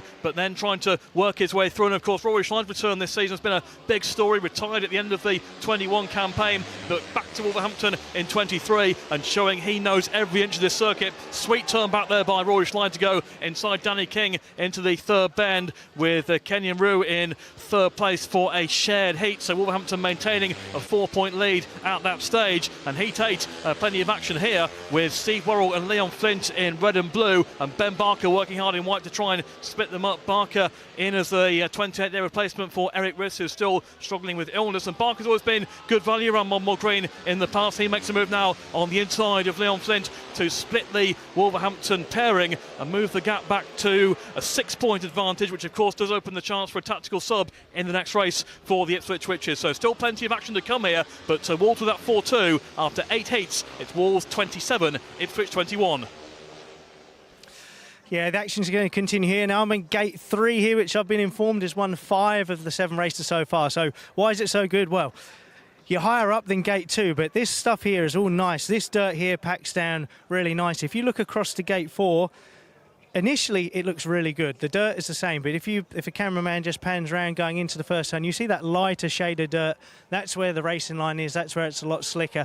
While he's looking at that, I'm going to slide down to gate 1, because for me, gate 1 looks awesome. There's so much grip down here. It's nice and tacky. If I grab all this dirt and pack it together, look how that's holding together in my hands. The riders, you see them all pulling that dirt into the ruts, just like this. Give it a good old stomp down. That's going to go there. Just real quickly, the boys, the green light comes on, they look down here. All the tracks are different, the tape's not crossed, but this is where they're going to be looking at this magnet or any of these little points. As soon as that releases, they're going to go. I'm going to release them myself and go and hand back to Kelv. Thank you, Scott. Great insight there down on the start line. There's no doubt that gates 1 and 3 have been working superbly well so far. 10 points down. Sheffield Tigers can't make a change here. You know, this is a protected race, heat number 8, with the 2 Rising Stars boys coming out here. And we've got Sedgman and Carl Howarth. Carl Howarth will be frustrated with his performance so far. There's no doubt about it, having ridden here in previous seasons in the Championship. And he'll be looking to try and bounce back here in heat number 8. Simon Stead, I'm sure, has had a word with 1 or 2 of his boys. Tweaks to the setup, no doubt about that. Track is riding slicker than they were expecting, and there's no doubt that they'll be looking for the second half of the meeting to really make their presence felt. So it's 26 points to 16, a handy 10-point lead, healthy 10-point lead, and heat 8 is not too far away as we wait for Carl Howarth, the captain of the Sheffield Tigers, to make his way round to the start line. Stuart Dixon there and Jake Allen alongside him, enjoying a smashing night so far. They'll be satisfied. Heat number 8 then is Dan Gilks, the rising star on the inside in yellow. Dan Thompson alongside him in blue, another rising star. Carl Howarth coming out of gate 3. He'll want to make that work this time in white, and Justin Sedgman just got beaten up last time. 2 points to his name in red off the outside. Scotty Nichols was saying about that slick line. It is a challenge for riders from the outside this evening. They all race across there, and as they turn the bikes, it just scrubs that track, and you tend to lose your momentum on that run to the first corner. So Howarth out of gate number 3. Has to be a favourite here. Needs to try and redeem himself after failing to score in his second ride. As I say, he's a hard charger. He's a proud man. He'll want to do the business this time. Heat number 8 then, settling down nicely. Start Marshall's happy, moves away. Green lights on, tapes up, and we're underway. He's lifted far too hard, Howard. That's a shame. Off the inside, though. The Tigers hit the front. Dan Gilks has done a brilliant stuff. Here comes Howard. He's into 3rd place. He's roaring around the outside in turns 3 and 4, using the grip. Brilliant move from Howard. All of a sudden, the Tigers are in this. They hit the front. Sedgman back in 3rd place. Sedgman up the inside. But look at this from the rising star out in front. Superb effort from Dan Gilks. Howard settling in 2nd place after a difficult start from him, lifting violently away from the tapes. He's redeemed himself nicely to get into a 2nd place. Sedgman's there though. Sedgman's not out of it. Trying to find a way, trying to find some extra speed around the outside. He's finding it. He's coming on strong. One last lap here. Good action. Gilks is away. Howard is overlooked. Here comes Sedgman now. One big blast down the back straight. Can he do anything about Howard? Don't think he can. He hugs the inside. Oh, Howard has done it all wrong. Oh, what a shame for Carl Howard. Hedge Sedgman there. He was in the right place at the right time and he pounced and he came through into 2nd place. Should have been a 5-1 that for the Tigers. It ends up a 4-2. Brilliant ride from Gilks though. Off the inside. Congratulations to him. Slight improvement for the Tigers, but they was looking set fair for a 5-1 there. And it just didn't quite work out with that mistake from Houth late on in the race. But nonetheless, they close that gap to 8 points now. The result of heat number 8 then is Dan Gilks out in front, 3 points for him, 5 ride. Justin Sedgman back in 2nd place, 2 points. Carl Howarth will be kicking himself in 3rd, and Dan Thompson just missing out. Let's get down to Scotty, because that was a shame there for Carl Howarth. It was a shame for Carl Howarth, Kelv. It was a brilliant race for Dan Gilks, but Carl Howarth there just lifts very aggressively. I'm not sure what he had for breakfast this morning, but it must have been a bit heavy. Gets way too much traction on the way into the 1st turn, but he makes up for it, makes a smart 1st turn. He's riding very erratically. He's under an awful lot of pressure, but he did everything right. But Dan Gilks, in the meantime, he's out in front riding a fantastic race. But Carl Howarth, he's riding under pressure. You can see Justin Sedgman's putting him under the pressure. You see here, Carl Howarth's working that clutch, but he just releases it too much there, and Bosch does well to control it, but makes an absolute hash of it. Actually does him a favour because he's managed to get back up the inside, but Justin Sedgman pushes him under pressure. Carl Howarth there just lets the bike go, locks up. You can see the frustration on his face. You know he's going to be frustrated. 2 points to the Leicester Lions, and but Dan Gilks, superb race out front. Carl Howarth, a frustrating night for him so far. Back to you, Kel. Yeah, thanks, Scott.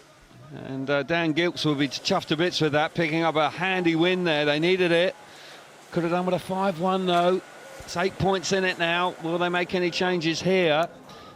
Don't think they have. I think they've resisted that temptation so far. Maybe with David Balago in heat number 10, if it's not a 5-1, even if it is a 5-1, they can still do it. Balago has failed to score so far alongside Tobias Michalak, who's going great guns, so we'll keep an eye out for that. But we've got heat number 9 first, where we'll see Chris Harris once again, and Richard Lawson, who's riding well tonight, and Louis Kerr, the reserve for Sheffield Tigers. I sense could be a busy man as we come to the conclusion of tonight's event. Home team looking good, 8 points in front after a 4-2 last time. The first heat advantage for the Sheffield Tigers. Heat number 9 then, off the inside, and Adam Ellis in white. Chris Harris out of gate number 2 in blue. Louis Kerr out of gate number 3 in yellow, and Richard Lawson off the outside in red.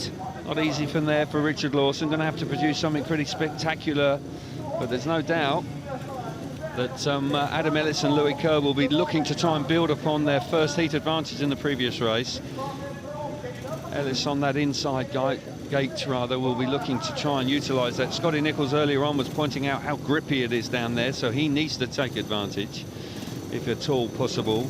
And Louis Kerr, who's been in fine form once again, a very handy rider to have down at reserve, can play a pivotal role in the outcome of meetings, of course. A reserve can take up to 7 rides, so We haven't seen him take an extra ride, but he might get another ride if he goes great guns here for Balego. We'll see what Simonstead does. There is that opportunity before up till heat 14 now, where they can do a tactical substitution. So, heat number 9 then. Coming forward, it's been all going the way of the Leicester Lions so far. Have the Sheffield Tigers got anything to deliver in this second half of the meeting? They need to. They came here full of confidence, wanting a win. Need to keep it going now. Green lights on, tapes are up, and we're away. Adam Ellis has made a smashing start out of gate number 1. Louis Kerr up around the outside. Oh, Ellis is out of shape. Harris has now hit the front, and the Sheffield Tigers have gone to the back. And Richard Lawson has pounced down the back straight, and they've hit the front. That's disaster for the Tigers. Leicester Lions out in front. Can Ellis now produce something to get the better of Richard Lawson in second place? Harris out in front. Best ride of the night from him. And the Leicester Lions once again are romping away out in front. Superb evening of a Speedway for the home team so far. Got to say, no doubt about that. Mistake from Adam Ellis coming out of turn number 2, rather. Just lifting violently. Really did just kill the momentum of both riders for the visitors. But out in front, Harris back to his best here, looking good. Set up much better through the last turn. And once again, that lead is going to be stretched right out. Fabulous scenes here for the home team. Dreamland for them. They are going great guns here this evening, that's for sure. Harris out in front, wins his first race of the night. He'll be chuffed to bits with that, with 2 third places earlier on. Richard Lawson coming through in second place. Certainly is a terrific pairing. That really is plenty of experience there.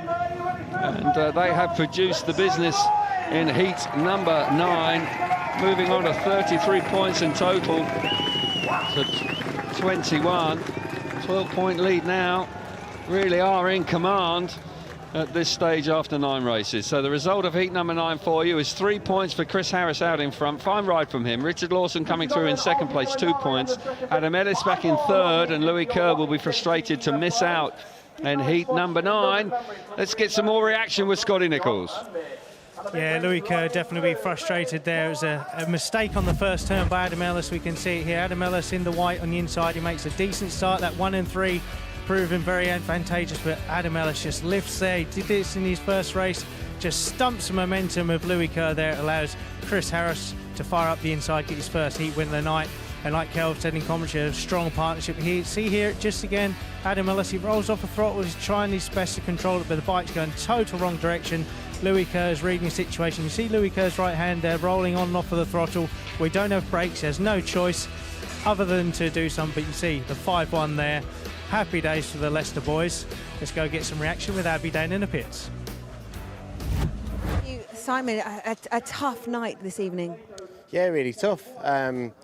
They hit us hard early. I thought that was probably more down to gate positions than us being a little bit off it, but we've not been able to come back so far, so it's been frustrating. A little bit unlucky in that heat there, you know, with Adam and Louis getting in a bit of a tangle in the first corner. It could have been different. Yeah. So look, but it can change as quickly as that. So we brought Jack out into this one. Hopefully we can get some points back on the board and have a strong finish. Yeah, absolutely. Holder's saying that it was the track that's caught a lot of the Tigers guys out. Yeah, but you know, it can't be an excuse at this level. So we haven't been good enough so far tonight, but we've got the riders to have a strong finish. So we're going to need to do that if we're going to get anything out of it. Simon, thank you for chatting to us. Let's rejoin Kelvin Tatum. Thank you, Abby. And no surprise at all from Simonstead, the obvious move, and he brings in the top man, Jack Holder, who was very impressive last time, and he is coming out of that favoured gate number 3, and with Michalak along with him, coming off gate number 1. So there's no doubt they need to really take advantage now if they're going to eke back into that 12-point lead that the Leicester Lions have established. Super 5-1 for them. They were in the right place. They pounced coming out of turn 2 there, and they took advantage of the mistake. But now, pressure on the Tigers. So much expectation. They have had an interrupted campaign so far, though. Heat number 10 for you. Important race for the visitors here. Michalak off the inside in yellow. Gate number 2 in blue is Justin Sedgman. Gate number 3 in white, the tactical substitute is Jack Holder, and Max Frick off the outside, unbeaten so far in red. Going to be tough for Max Frick. This could be quite a tear-up between the 2 Grand Prix stars there on the outside 2 gates. A repeat of the opening race, of course. But Michalak on the inside is a hard charger. Don't take your eyes off this. This is going to be something quite spectacular, you sense. Everybody keenly looking on. As I say, key stage. Simon Steddard's made his move. You can only do it once during the evening. You can only make 1 tactical substitute, so he'll be keeping his fingers crossed that it pays dividends now.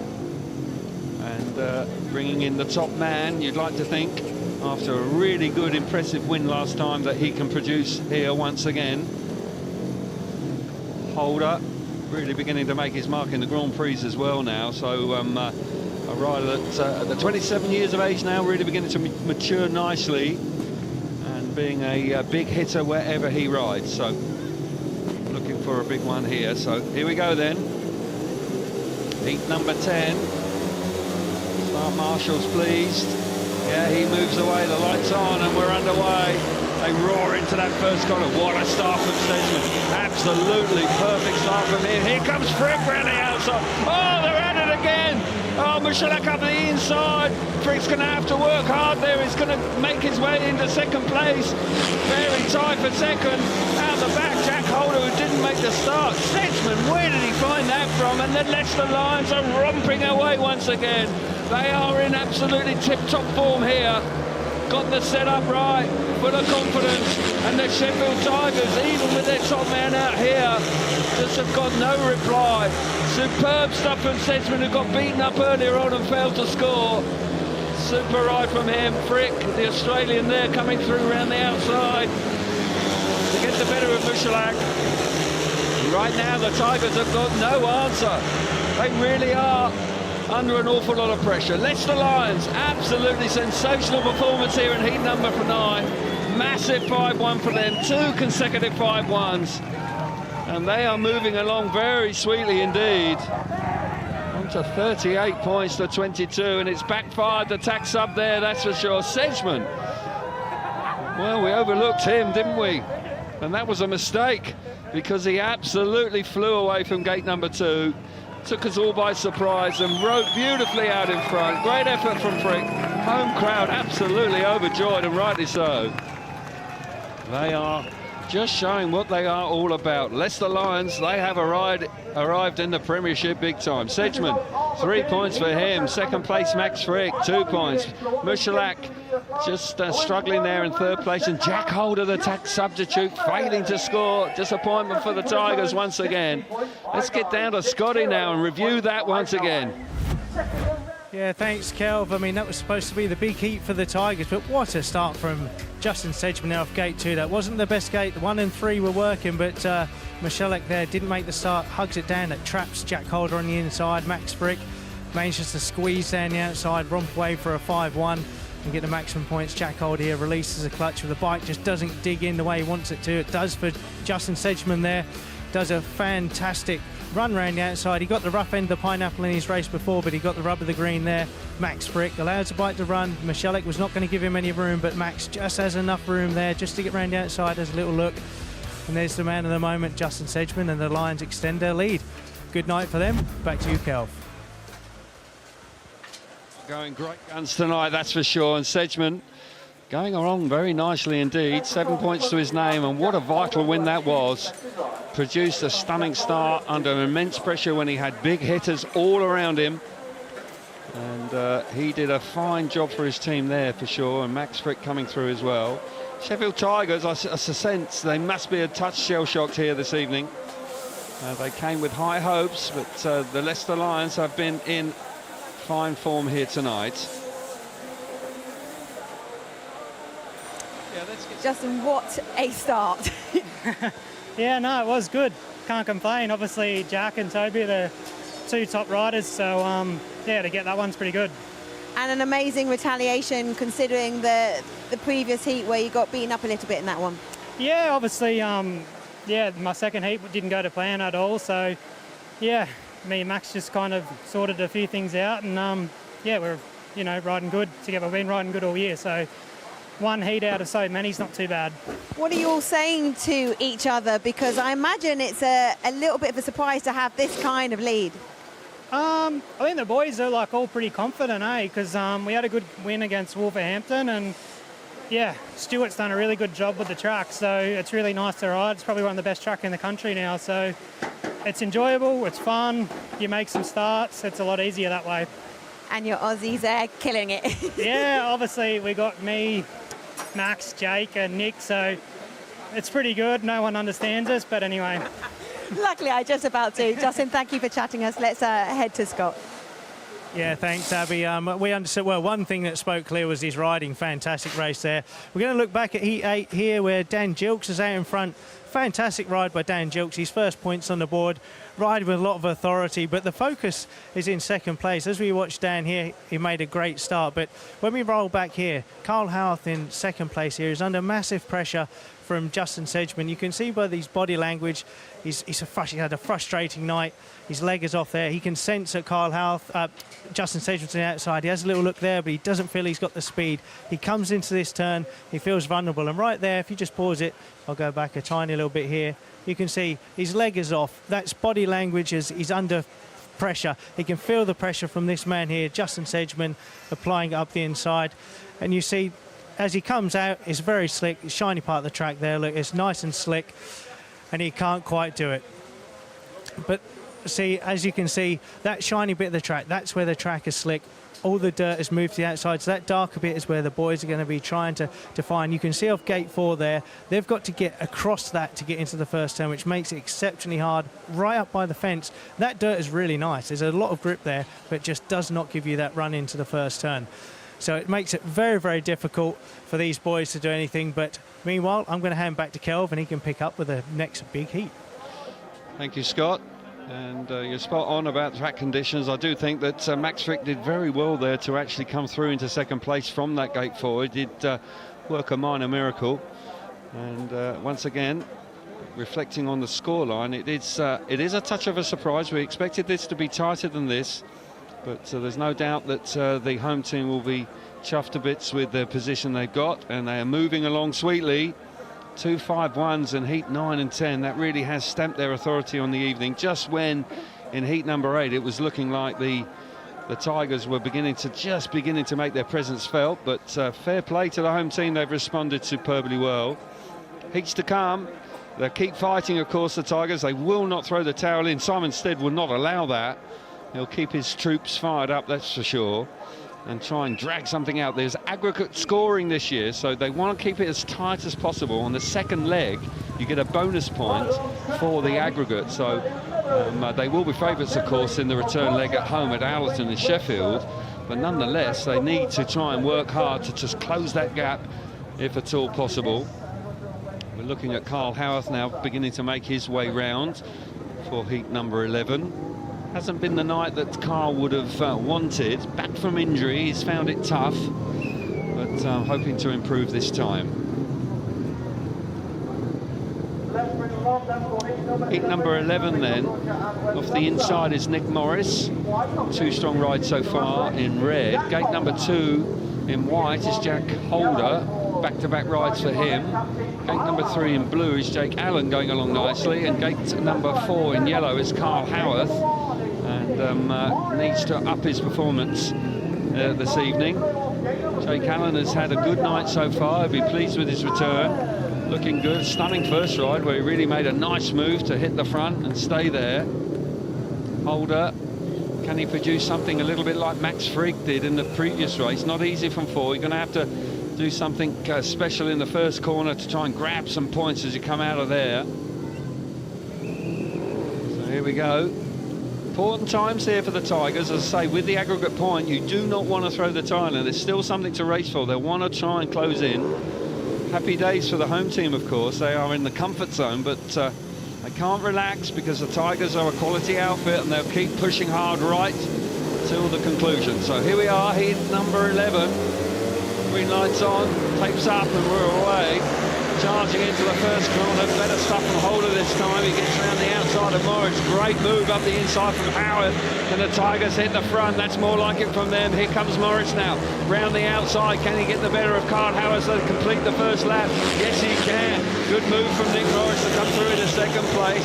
At the back is Jake Allen, but it's tight for second place. Holder is redeeming himself here after a poor ride last time. Just couldn't get amongst the points. He's hit the front, looking strong out in front. Morris has ridden strongly into second place, chasing hard.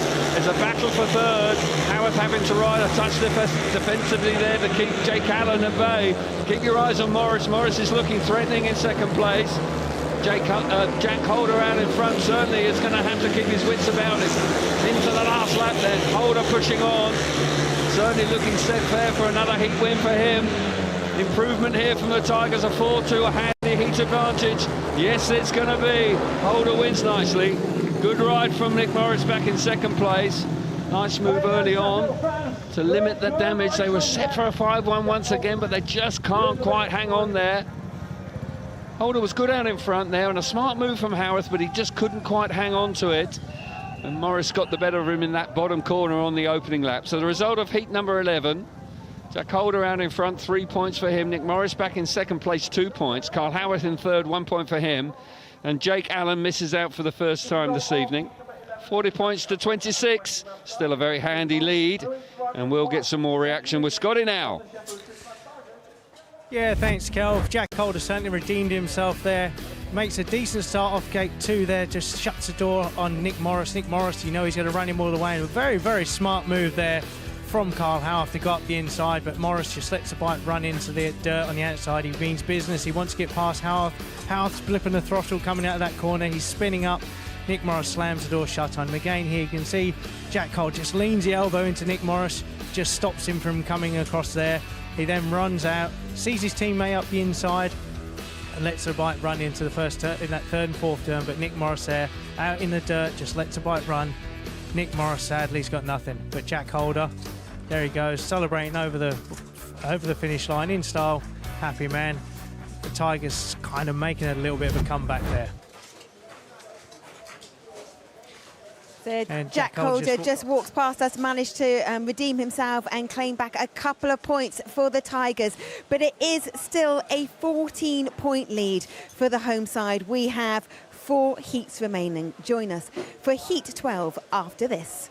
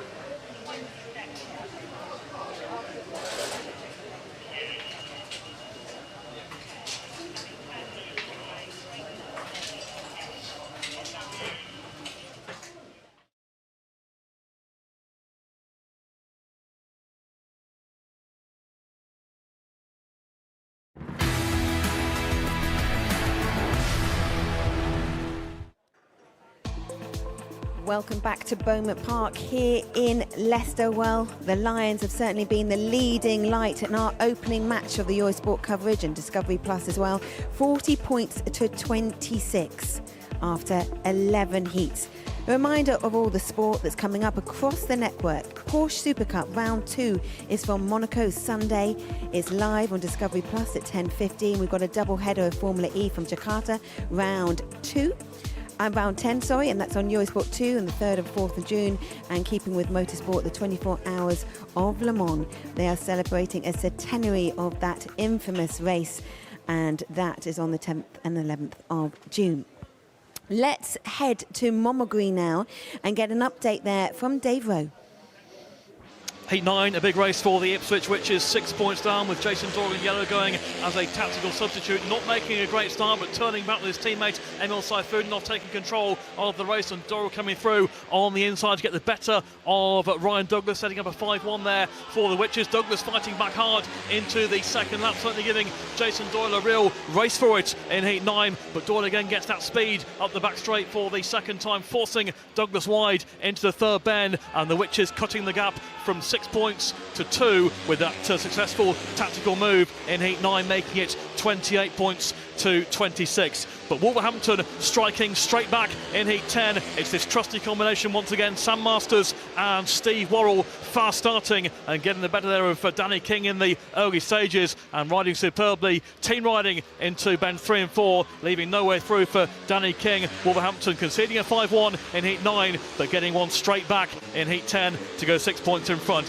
Heat 11, Jason Doyle fast off the inside against Rory Schlein. Ben Barker in yellow trying to join him and make a 5-1 situation once again, but Schlein has again showed some terrific track craft in this meeting, quickly pinned for the inside to get the better of Ben Barker and split the Witches combination. So Ipswich there limited to a 4-2 gap at 4 points after 11 races, 35-31. Danny King with a fast start in Heat 12 up against the Wolves guest Craig Cook, and the King a neat line there around the outside on the first lap. They're looking to try and keep things tight with a big Heat 13 and 15 to come, with their big riders very much in play in the latter part of the meeting. Danny King controlling Heat 12, and his teammate Daniel Hume in yellow slides off on the last bend as Danny King takes the checkered flag, but no injury to Daniel Hume. He's perfectly okay, and we have a massive Heat 13 to come with the gap at 4 points. 12 heats gone. It's Wolverhampton 38, Ipswich 34.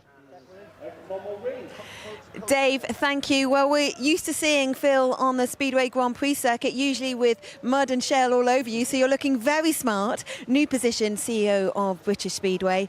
An opening night here in front of their TV cameras. Pleased with what you've seen? Yeah, no, it's a good event so far, and hopefully people are enjoying it at home.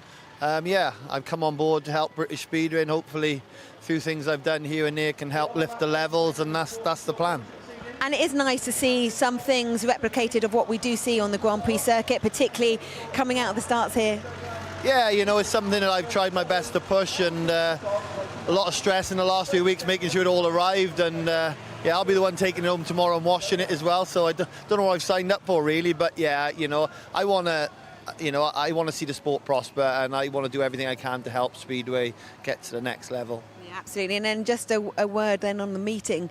Surprise slightly, Lions have been in formidable form. Yeah, I think, yeah, if you'd have asked me, I thought it was going to be close to a draw, you know, when you look at the teams. But yeah, the Leicester have really come out the blocks, and they seem to be no stopping them at the moment. But like I say, who knows, a couple of good races by Sheffield, and it could open it all back up.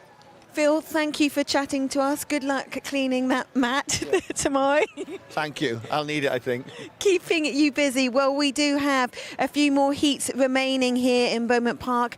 Leicester Lions, we have said that at the right at the start of the season, start of the programme, they've stepped up to the Premiership this season. It's the first time in 40 years that these two teams have met at the top flight level, but you don't expect it to be quite as one-sided as it has been. I'm going to see if I can grab a word with any of the riders. We are just having a slight track grade here at the moment. Let me just see if I can get a word with Louis Kerr.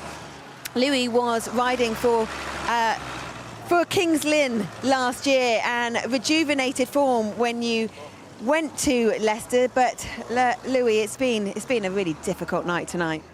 Yeah, it's been tough. I was a bit unfortunate in that heat, but yeah, they're just making good starts and we're making it tough. What have the guys said to each other? Because I know Jack said that, you know, slick conditions, it caught a few people out, but in the camp, because I imagine there's a bit of frustration going on. Yeah, I think we thought there was going to be more on it than when we done track walk, but so maybe caught us out a little. But that's the same for everyone, and yeah, we've just got to make some good starts.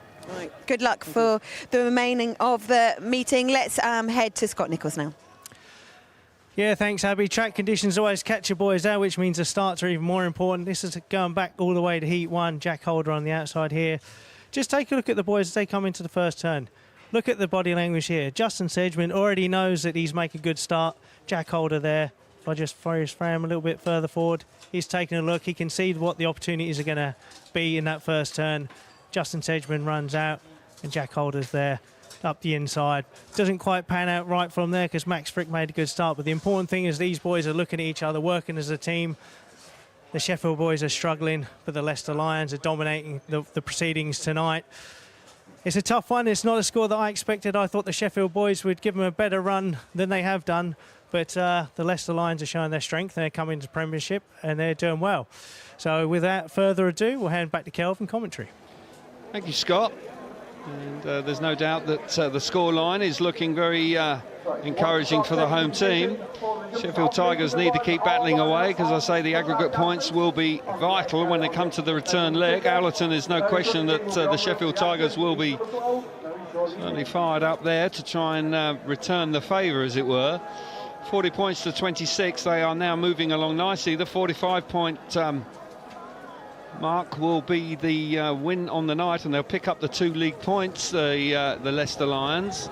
Not too far away from that now. So with David Bellego, who's had a disappointing evening so far for the Sheffield Tigers, he needs to try and up his game, but it's not any easier for him because he's coming from that outside gate, and you're up against the fast starting Richard Lawson there, who's on screen. That's Bellego there, back into British Speedway. It's been a difficult evening for him so far, and needs to try and just salvage something out of the evening if at all possible. Team needs him now. Heat number 12, bit of track grading on, bit of moisture been put down on the outside as well. Heat number 12 then, Richard Lawson on the inside in the red helmet colour, Louis Kerr alongside him in yellow in gate 2. Gate number 3 in blue is Dan Thompson, and David Bellego goes from the outside in white. Failed to score from his first 2 rides and then got the tack sub, of course, when Jack Holder came in. It didn't work, and Jack Holder unfortunately failed to score as well. But that man now will be feeling very frustrated indeed. Certainly you don't want to go away completely empty-handed, and he'll be trying to do something in that first corner, trying a big turn back and get some speed out of the first corner if at all possible.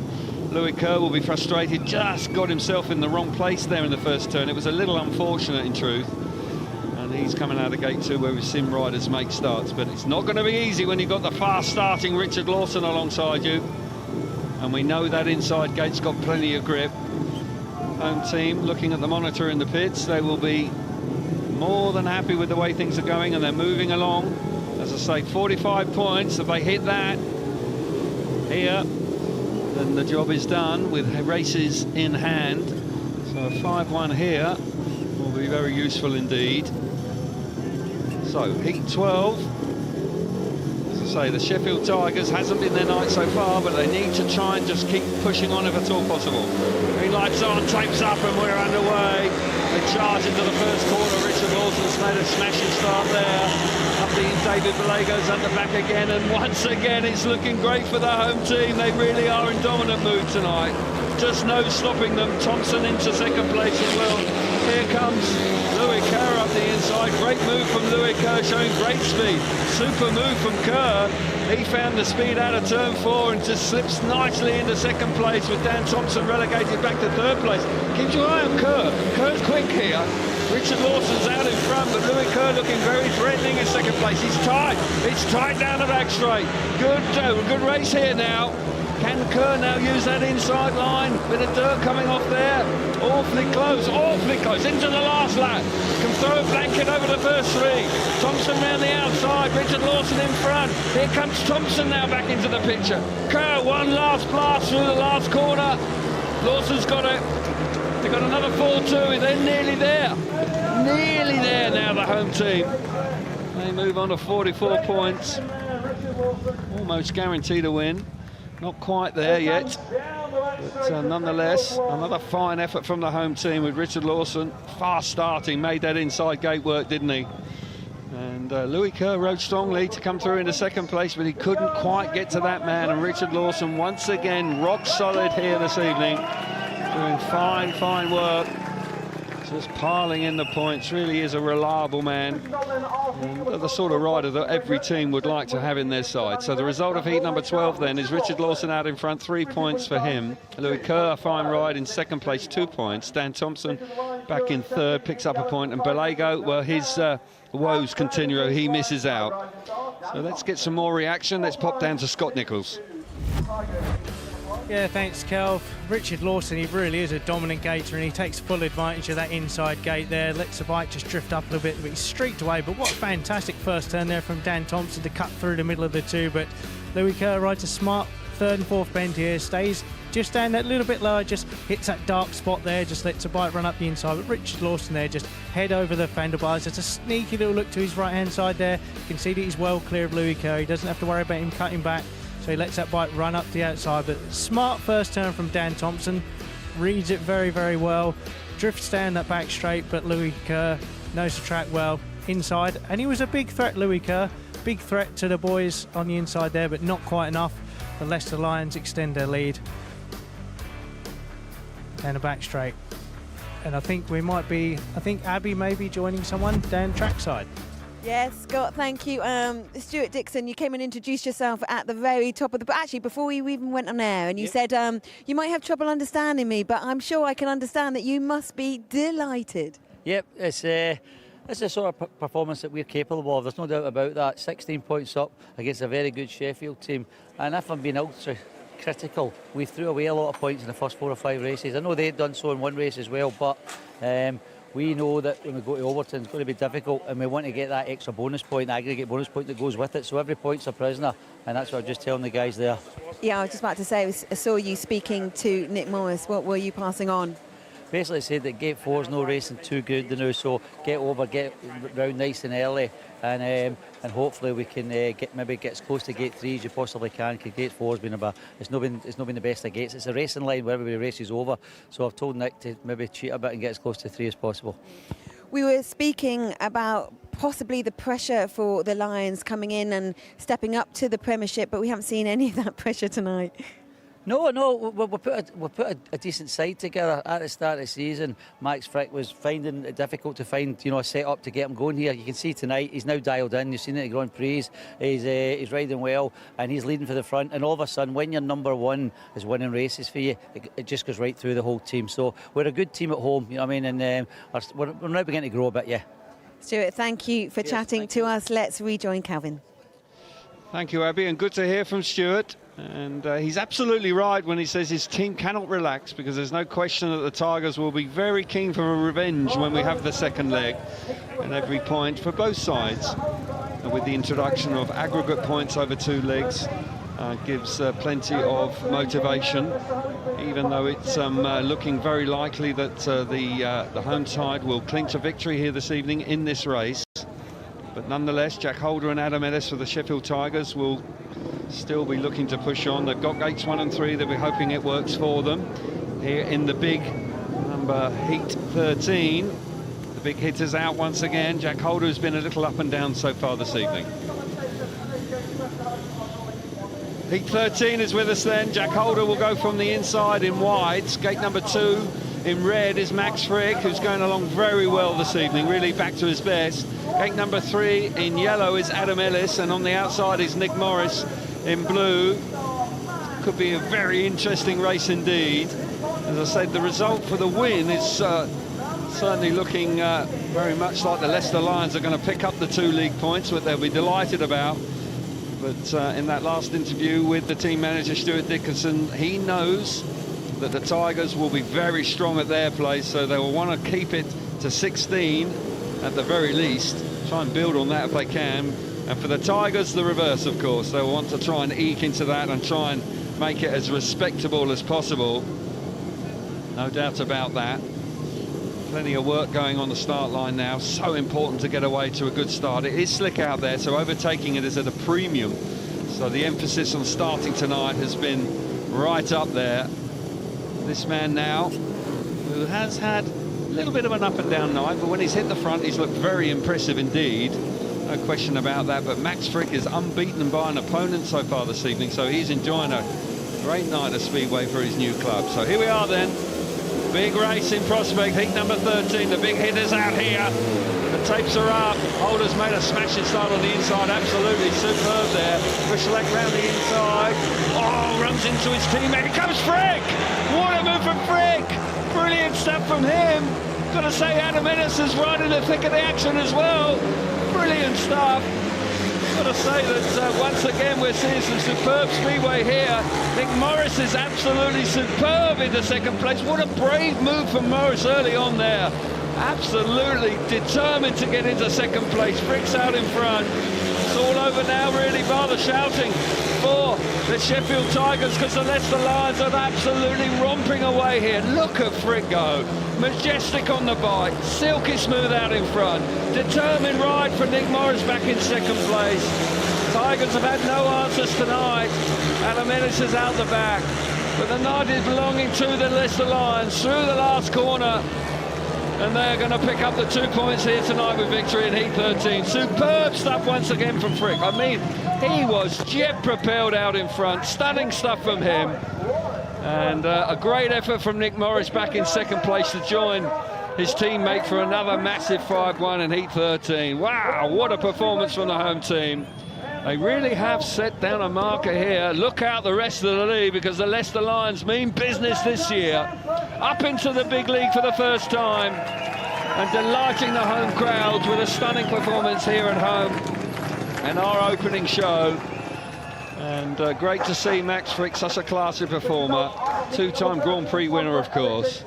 He wins heat number 13 comfortably, out in front, 3 points for him. Nick Morris, a good ride there for Morris, back in second place. And Jack Holder back in third, and Adam Ennis unfortunately missing out in heat 13. 49 points to 29, 20-point lead. And the 2 points go the way of the Lions. So let's move down to Scott Nichols now to review that heat number 13. Well, what a heat 13. Max Frick 4 for 4. Jack Holder makes a great start, just holds it too low, just turns a little bit too tight there, scrubs his speed, has a little look over his shoulder. But Max Frick got so much speed, and then Nick Morris able to squeeze his way through on the outside. But this is the man of the moment, 4 from 4. Makes a decent start, not the best, but no hesitation, a lot of confidence, goes straight up to that dirt line, gets his back wheel in there. There's a massive gap between him and Jack Holder there, but Jack on the inside is spinning up. He knows he's a bit of a sitting duck. Nick Morris slides through as well, follows his teammate home, and Max Frick, well, the man of the moment there. Nice, pure class. He's really hit form here, showing a lot of dominance. 4 for 4, and he's joins Abby to have a little chat about the race. Yep, I'm going to follow him back to his pit area. He has been unbeatable tonight. As Stuart Dixon said, he's found his form on the Grand Prix circuit as well. Looked so good in Warsaw and just riding like a number one should, Max. It's Stuart Dixon said it, when you've got your number one firing like this, it just trickles through the rest of the team, but you've got to be so chuffed. Yeah, it's great. You know, I started the season a bit tough, first time changing clubs, so it was, you know, it's nice the last few meetings. I've started to find my feet, you know, bring in a few points to the table, and everyone on the team, you know, is riding really well. So it takes the pressure off me a little bit as well. What's clicked for you then, Max? You know, just a combination of things. I think getting settled into the season. We've got a few meetings under my belt now, so everything, you know, is falling into place, and we're pretty busy, so we're on the bike all the time, which also helps. Did you feel a bit of pressure coming here, Max, to Leicester Lions as they stepped up in the Premiership? You came from Bellevue Aces last year. They obviously won the title, but you're putting in a number one performance. But did you feel that weight on your shoulders? Not exactly. You know, I think, you know, it's been a nice transition coming here. You know, everyone on the team, we all get on really well. We're talking loads in the pits. I think we have a really good team atmosphere. So, you know, it all helps with, you know, the points on track. If everyone's talking, getting along and sharing information, it goes a long way. Max, thank you so much. Let's rejoin Calvin now. Thank you, Abby, and good to hear from Max Frick, going along very nicely tonight. really is in a class of his own, unbeaten so far by an opponent, a paid maximum so far for him. There is a change here in heat number 14 for the Sheffield Tigers. They've switched their reserves around. Louis Kerr coming in for the rising star Dan Gilks, and he will join Tobias Michalak here in heat number 14. The right move, no doubt about it. Kerr has actually been battling away. He's had 3 second places and a last place, but pretty solid from Louis Kerr. Hasn't been the night. There's a 20-point gap between the two teams, a surprise result, but nonetheless a very pleasing one for the Leicester Lions, that's for sure. They'll be delighted of the way the evening's gone. Heat 14 is with us. Jake Allen will go on the inside in blue. Gate number 2 in white is Tobias Michalak. Gate 3 in red is Chris Harris. And off the outside is Louis Kerr. In yellow, the reserve rider coming in as a switch for Dan Gilks. Can he do something from gate 4? Not easy. Harris has got back to winning ways earlier on this evening in his last ride after 2 third places. Just beginning to settle in now at his new club. But there have been some superb performances around him. Morris going great tonight as well. Lawson rock solid. So they really have done very well. Simon Steadwell, a disappointing evening for him, but nonetheless, as I say, they will try and repay the compliment to us when they have the return leg at Allerton in the upcoming weeks. But a 20-point margin, that really is an outstanding performance this evening by the Leicester Lions. Harris, of course, a hard charger. Always gives 100%, Chris Harris. No doubt about that. He is, like Richard Lawson, he's another lad that really does turn up and give his all for whatever club he's riding for. Morris and Frick, the 2 Australian riders, have ridden superbly well. Brave move by Morris, actually, in heat 13 to get round the outside of Holder. Here we are then, heat 14 for you. Green light is on, tapes are up and we're underway. They come roaring into the first corner. Michalak certainly pushing hard there. Louis Kerr as well coming through. Ah, here we go, finally they've hit the front. Michalak looking good out in front. Louis Kerr just gets that run down the back straight that he's needed a couple of times earlier. All of a sudden, is it too little, too late? Well, no, it's not, because they need to eke into that 20-point lead at the home team. Here comes Harris, here comes Harris! What a move from Chris Harris up the inside of Louis Kerr. Louis Kerr almost clouts the fence there. Hard charging move from Harris, forcing his way through. That allows his teammate through as well. Jake Allen, they're into a 3-all. So once again, no luck at all here for the Sheffield Tigers. Got to say, Harris was fiercely determined on that back straight. Michalak out in front. Less than a lap to go now in heat 14. Really has been good, but it just hasn't been the night of the Tigers, and Louis Kerr has just slowed down at the back. Great ride from Michalak. They were looking for more. They're looking like a set for a 5-1, but it wasn't to be, because Chris Harris absolutely stormed through there and took Louis Kerr by surprise, and that allowed Jake Allen through as well. So Tobias Michalak wins the race, but a 3-all, a shared heat, and that 20-point lead is retained. Just can't quite get the heat advantage they need. Michalak out in front, 3 points. Chris Harris back in second place, 2 points for him. Jake Allen coming through as well, a point for him. And the luckless Louis Kerr there did feel the full force of Harris as they went through the bottom corner early in the race. He fails to score. So let's take this opportunity once again now to get down to Scotty to have a look at heat 14. Yeah, cheers, Kelv. The Sheffield Tigers certainly don't seem to be getting a break tonight. Louis Kerr's a hard first turn, or hard corner for Chris Harris, but the start is where it's all at. The Sheffield boys really make a good first turn here. Jake Allen's on the inside, but you can see how light the middle of the track is. There's no traction there. The 2 Sheffield boys are able to swoop around in Michalak, generating lots of speed there. Runs out in front. Jake Allen at this point, the Sheffield Tigers are romping on to a 5-1. Great shot here from on board with Michalak. He just lets her bike run up, just kisses the edge of that dirt, just on the dark. You'll be able to see Louis Kerr just on the inside of him. And Michalak from there is untroubled. He romps away. But sadly for the Sheffield Tigers, this move here, Bomber Harris, well, he's not called Bomber for nothing. Here he comes up the inside. Louis Kerr, he's not going to give in. He's hanging on. The throttle's still wound wide open, but sadly for him, he's out in no man's land, does everything he can to save hitting that air fence, and from there, it was sadly game over. Chris Harris there, the reaction says it all, but good night for the Leicester Lions, and let's join Abby. I was going to see if I can chase after Chris Harris. He may be being called up, but I'm going to see if I can get a word. Chris, we just heard Scott Nichols say that you're not called Bomber for nothing. What a move that was. Yeah, I need it. Not really finding the fastest way around it at the minute this year, so and my gating's terrible, worse than normal. So, but yeah, no, I managed to get a good come off this corner here, turn 2, and then managed to see a hole in turn 3 and managed just to dive underneath him and send him over the top of the camber, and yeah, got the 3-all. Always a never say die attitude, but you've got to be so pleased with a whole 1-7 performance from your guys. Yeah, I think this is the best we've probably ridden at home as a team, so yeah, everyone's chipped in, everyone's looking good in races. Just got to keep it going now. See, that's what the TV cameras do. Yeah, definitely. Stay here every week. Bring out all the good moves. Chris, thank you so much. Well, it is 20 points separating the two teams with just one heat remaining. Join us after the break.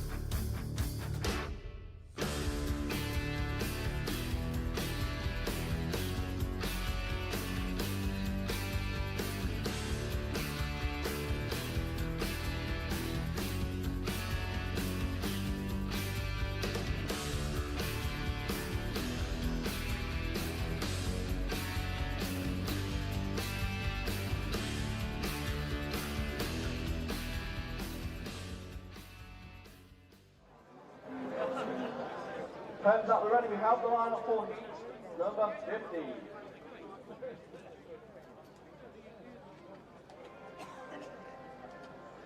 Just getting confirmation from the pit, and then we'll be announcing the 15.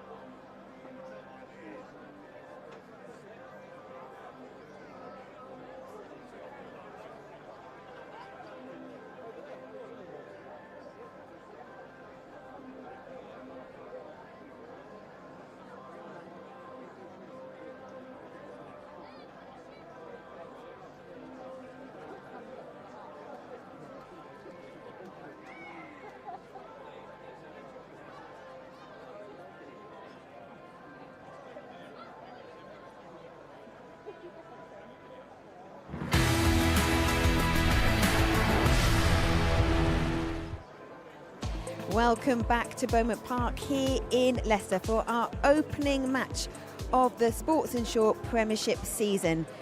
Leicester Lions versus Sheffield Tigers, and it is the Lions, the home side, who have a 20-point advantage going into the final heat. Let's head across the Midlands and to Monmouth Green and get an update from Dave Rowe.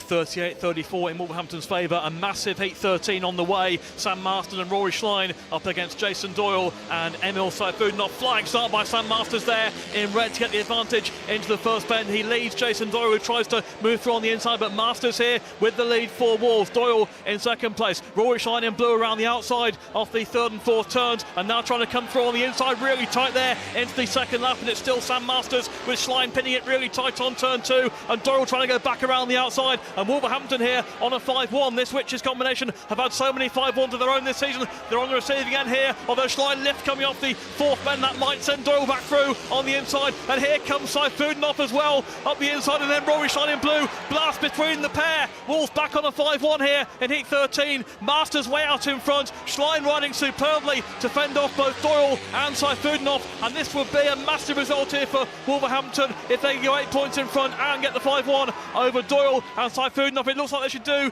just that. Masters looks over his shoulder on the final turn. Schlein's there as well. The Wolves fans are jubilant as Wolverhampton get a huge 5-1 in heat 13. Sam Masters and Rory Schlein over Jason Doyle and Emil Saifudinov. You won't see that too often this season. That pairing 5-1. Wolverhampton 8 points in front. And in heat 14, we now see a good start by Keenan Rue in white, but turning up the inside in red is Ryan Douglas, and going through too is Zach Cook in blue. And Wolverhampton really coming on strong in the latter stages. That heat 13 5-1 put the meeting completely in their favour, and now doubling up here in heat 14 because Keenan Rue and Joe Thompson can find no way through. Ryan Douglas and Zach Cook setting up a second successive 5-1 to Wolverhampton, who are taking the points and maintaining their impressive home record. 14 heats gone. Wolverhampton 48, Ipswich 36. Dave, thank you. Well, here in Leicester, we've got 1 heat remaining, so let's hear from Simon instead of who your riders are. We're going to go with Jack Holder off gate 1 and Tobias Musilak off gate 3. Sadie, thank you. And Stuart? Max Frick in red off of gate 2, Richard Lawson in blue off of gate 4. Thank you, fellas. Let's rejoin Calvin for heat 15. Thank you, Abby. And no real surprises for heat 15 here. They are the main men, no doubt about that. Frick and Lawson for the home team, and Jack Holder and Tobias Musilak, the big hitters for the Sheffield Tigers. Bit of a consolation here, we'd suggest, for the visiting team, the Tigers. They will try and drag something out of this with gates 1 and 3 here in heat 15. Hasn't been their night, but nonetheless, I'm sure a 5-1 here in heat 15 will just close that gap a touch. And boys just reflecting on the evening there. So Richard Lawson, who's been in terrific form here this evening, fully deserving his place in heat 15. And Max Frick, of course, that was pretty much an automatic choice, unbeaten so far, so he pretty much had to go. As I say, it's an opportunity for them to stretch the lead, but for the Tigers, a disappointing evening. Can they get something out of heat 15 here to try and reduce the deficit a wee bit before the return leg at their place? Certainly got the quality on the start line, that's for sure, and Musilak and Holder, got to believe they've got a good chance to do so. Heat 15 is with us. Last race of the night, Jack Holder on the inside in white, Max Frick alongside him in red and gate number 2, unbeaten so far. Tobias Musilak out of gate number 3 in yellow, and off the outside in blue is Richard Lawson. Musilak has done a good job really, he's ridden really hard, and you know he's going to give his all here. So will Jack Holder, trying to get the better of that man. Can they lower his colours, or will Frick go through the card with a big 15-point maximum here, a paid maximum it will be. He had one paid win earlier on in his third ride. Musilak is certainly very spectacular. We've seen that on a couple of occasions this evening. Really is a very eye-catching rider. A bit of methanol actually just flowing out of the top of his fuel cap there. But he's not too concerned about that. He's more concerned about where he's going to start from. Plenty of pounding into the dirt, trying to get away sharpish here in heat 15. Holder Well, that inside gate has worked reasonably well, but you can be vulnerable coming off that first turn with the big swoop around the outside. We've seen Frick do that on more than one occasion. And you generate so much speed down that back straight, and you can be a little bit of a sitting duck, spinning up, coming off that inside. Momentum's so key. And the grip and the speed that you generate from the outside can be absolutely pivotal to your performance. So for the last time this evening, riders just beginning to come to the tapes now. It's been all about the Leicester Lions here this evening. A very impressive performance. A big confidence boost for the new boys in the league, that's for sure. So here we go to conclude the night of action. Heat 15. Tapes are up and we're away. Holder's made a good start. Frick chops back to the inside. Michalak has missed it. He's in the traffic trying to push through. Oh, 4 abreast down the back straight. Holder now hits it. Here comes Michalak. What a move from him. Frick now around the outside. Coming off a turn 4. Can he get the better of Michalak? Yes, he can. Oh, big crash. Oh! Crikey, Richard Lawson involved there. All sorts of drama there. Let's hope they're all right. High-speed accident there in Heat 15 at the end of the opening straight, start and finish straight. Richard Lawson going in. Certainly Michalak involved as well. It was a dramatic scene. Let's just keep our fingers crossed that the two riders are all right here. It's been a trouble-free night, in truth. It's been without any problems, but there, when the riders are going that quick, it was quite a dramatic scene. So paramedics making their way across to make sure the riders are all right. So we've got a bit of a delay here. Referee will have to make a decision, of course. One rider will be excluded. So good to see Michalak on his feet. That's good news indeed. We'll keep an eye out for Richard Lawson. So let's just keep an eye out for him. Okay. Okay, let's get down to Scott now and just take a look at the replay so far. We can see here in the background got Michalak's bike is being warmed up, but just here it's all getting rather tight. Richard Lawson's got the speed, but they just clash, and once they do that they're locked, and that is a heavy fall. Very fortunately there, Richard Lawson and Michalak are able to get up. You can just see it again here. Richard Lawson, he feels he's had a little look there. He feels he's got the run to stop Michalak, but Michalak's not going to be denied. Drops the elbow and just his Kevlar's just catch there. That unsettles Lawson, and down they go. Heavy fall.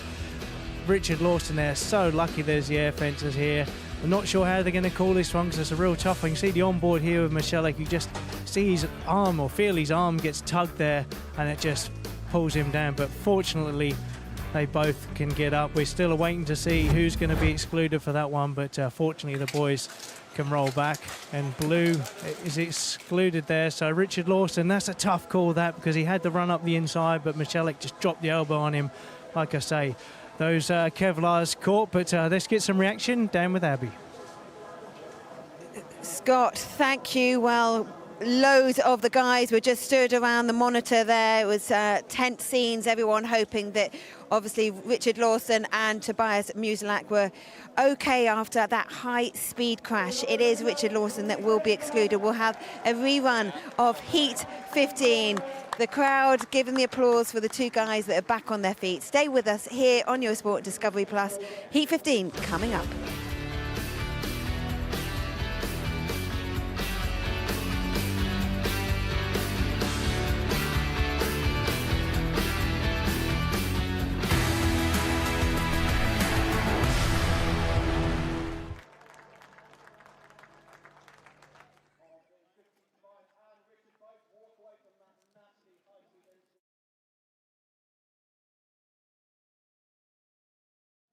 Divided in blue, Richard Lawson is disqualified under primary cause for stopping. So 3 riders invited back to the rerun of Heat 15. Subject to fitness, divided in blue, Richard Lawson is disqualified under primary cause for stopping.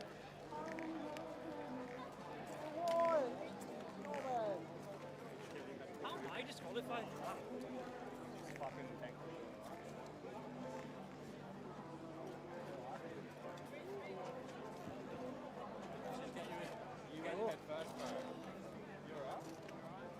Well, seeing that accident, you realise what a good job the air fence is doing. You know, that would have been a wire fence. Yeah, it would have been really nasty, but they do the business.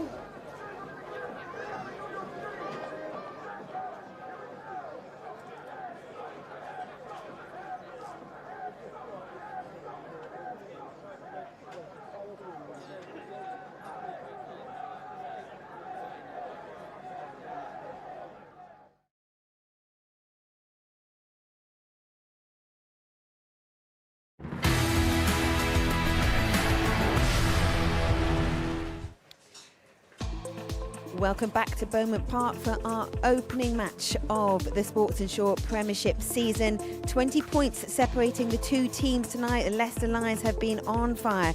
We had a high-speed collision in that last heat, so we will have Heat 15 restaged in a few moments' time. A reminder of the sport that is coming your way over the next few days. It includes cycling, Giro d'Italia. Stage 16 is live tomorrow on Eurosport 1 at 9:30. Women's cycling, Ride London Classique. Discovery Plus live Friday at 11, and then the French Open from Roland Garros, Eurosport live Sunday at 9:30. Heat 15 then, and it was great to see Richard Lawson and both Tobias Muslak up on their feet. Richard Lawson has been excluded. Calvin Tayton, all yours.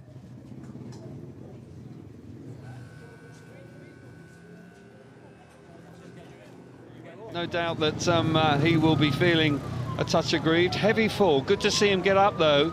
Could have been an awful lot worse. Scotty was saying actually on the replays there that it was he was a touch fortunate there, and an uncomfortable moment there for Richard Lawson after he'd ridden so well this evening. Opportunity though for the Tigers in the restaging here of Heat 15.